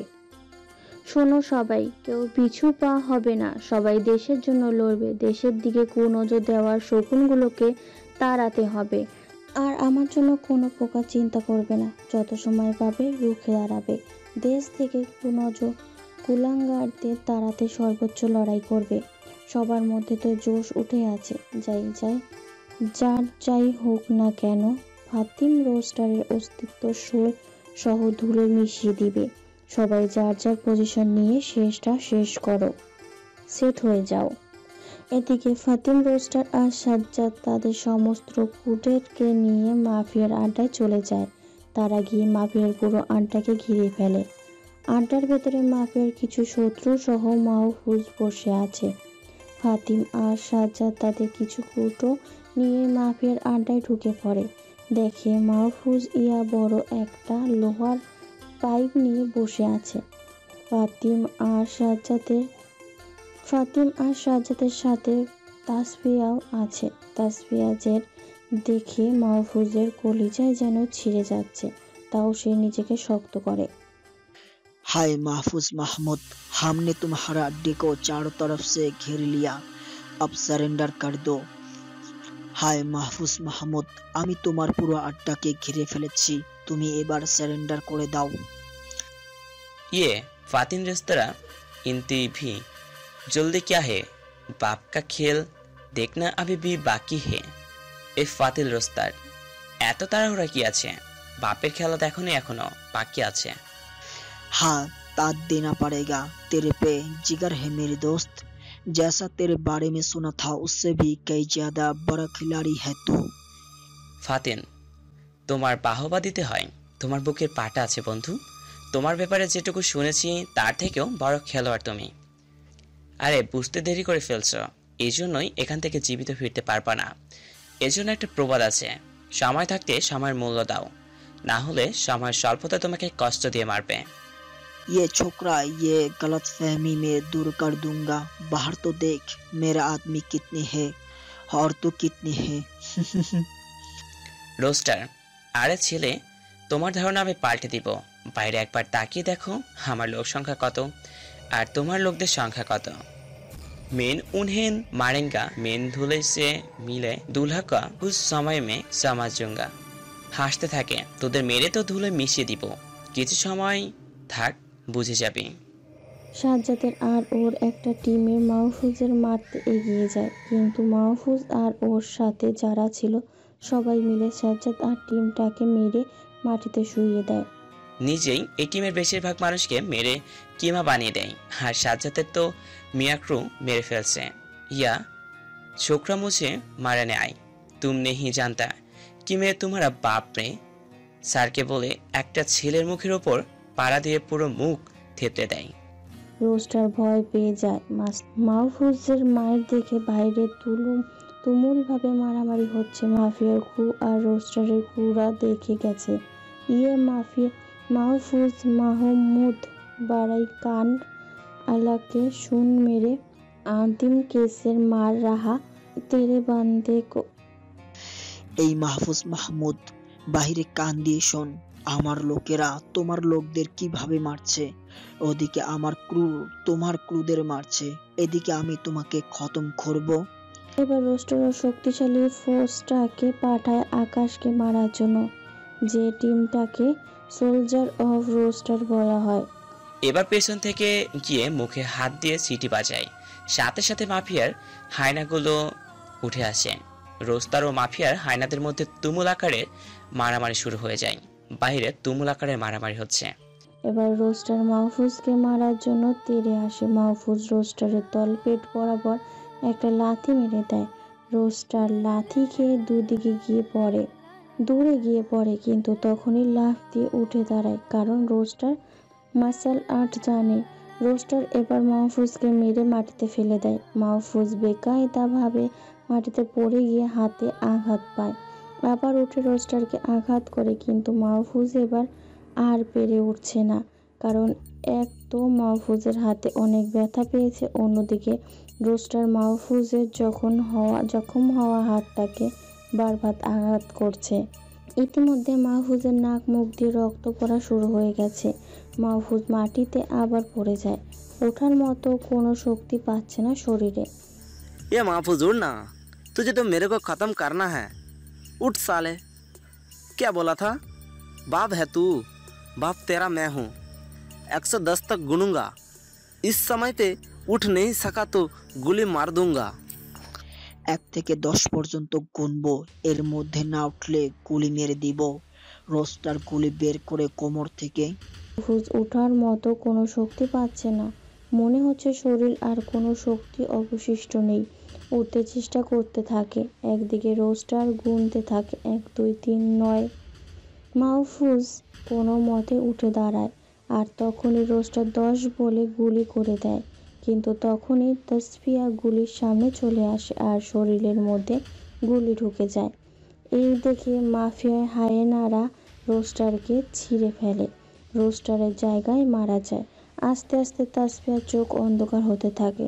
তাসফিয়া আস্তে আস্তে বলতে থাকে, মাহফুজ, আমি তোমাকে অনেক ভালোবাসি, তোমাকে ছাড়া আমি বাঁচবো না। আমি মনে হয় আর বেশিক্ষণ থাকতে পারবো না। যদি কোনো ভুল করে থাকি তাহলে প্লিজ মাফ করে দিও, আর আমার মেয়েটাকে দেখে রেখো। এই তাসফিয়া, কি বলছো তুমি পাগলের মতো? তোমার কিছুই হতে দিব না আমি। এই যে রে, তাড়াতাড়ি গাড়ি নিয়ে আয়, তাসফিয়াকে হাসপাতালে নিয়ে যেতে হবে। তারপর তাড়াতাড়ি করে তাসফিয়াকে হাসপাতালে নিয়ে যাওয়া হয়। ডাক্তাররা বলে দেয় তাসফিয়ার কন্ডিশন এখন খুব বেদকিত, যে কোনো সময় যে কোনো কিছু হয়ে যেতে পারে, ওদের হাতের বাইরের সিচুয়েশন। আজ 3 দিন তাসফিয়া এখনও জ্ঞান ফেরেনি। ডক্টররাও কিছু বলতে পারছে না ভালো মন্দ। এদিকে মাহফুজ পুরোপুরিভাবে পাগল হয়ে গেছে। বাড়ি থেকে আকাশের মা, বাবা আর বোন, তাসফিয়ার বাবা আসছে ইটালিতে। সবাই মরার মতো মুখ নিয়ে কেবিনের বাইরে বসে আছে। নার্স একজন এসে বলে রোগীর জ্ঞান ফিরেছে, রোগী এখন বিপদমুক্ত, আপনারা চাইলেই রোগীর সাথে দেখা করতে পারেন। মাহফুজ খুশিতে কান্না করে দেয়। সবাই গিয়ে আগে দেখে আসে তাসফিয়াকে। মাহফুজ এখনও কেবিনের বাইরে বসে আছে। একটু পর মাহফুজের আম্মু এসে যা গিয়ে দেখে আয়। সবাই বের হয়ে মাহফুজের কেবিনে ঢোকে। মাহফুজকে দেখে তাসফিয়া মুখ ঘুরিয়ে নেয়। মাহফুজ কিছু বুঝতে পারে না। এই তাসফিয়াকে আমার দিকে তাকাও, এমন কেন করছো? আজ তোমার জন্য আমি পরপারে চলে যেতাম, তাহলে আমার মেয়েটার কি হতো? তোমাকে কিভাবে মাফ করতাম? তাসফিয়ার পা ধরে কেটে দেয়। তাসফিয়া, আমি সরি, আগে বুঝতে পারি নাই যে এমন হয়ে যাবে, আমাকে মাফ করে দাও। মাহফুজের কান্না কেঁদে আর রাগ করে থাকতে পারে না। এই এই কি করছো? কি করছো কি তুমি? এটা কিন্তু ভালো হচ্ছে না বলে দিলাম। পাছাড়া তাহলে বলো আমায় মাফ করে দিয়েছো? পাছিরে আমার কাছে আসো আর 2টা ওয়াদা করো। হ্যাঁ, কি করব বলো? তাসফিয়া, আজকের পর এই জগৎ থেকে তুমি পুরোপুরিভাবে ছেড়ে দিব, কারণ আমাদের বাচ্চা আছে, ওর ভবিষ্যৎ আছে। আচ্ছা কলিজা, তাই করব। আজকের পর আমি সমস্ত কিছু ছেড়ে দিব। দ্বিতীয় হলো আমার আর একটা বাবু চাই। ওরে আমার শয়তান বউরে, একটা কথা তো রাখছি যে এখন থেকে সব ছেড়ে দিব। বাকি তুমি যদি বলো, বাকি কথাগুলো এখন রাতে পারি, এখানে আদর করা শুরু করে দিব। আই খুবিস না না। ইস, আমার লজ্জাবতী বউরে, একবার সুস্থ হয়ে বাড়ি ফিরো, ফুটবল টিম বানাবো। তো লজ্জায় শেষ। প্রায় 10 দিন পর তাসফিয়া সুস্থ হয়। ওকে হসপিটাল থেকে রিলিফ দিয়ে বাড়িতে নিয়ে যাওয়া হয়। বাকি পাঠকরা আর ওদের বাড়ির দিকে না যায়, সবাই সবার বাসায় চলে যায়। এবার কারণ মাহফুজ হসপিটালে কিছু একটা বলছিল, ফুটবল টিম না কি যেন একটা। থাক, বাদ দেন এইসব ইতিহাস, সেগুলো শুনতে হবে না। নিজেদের বিয়ে করে নিজেরা ইতিহাস তৈরি করেন। থাক, এখন আর কিছু বললাম না। তাহলে বলছি কি যে এখন আমরা আসি।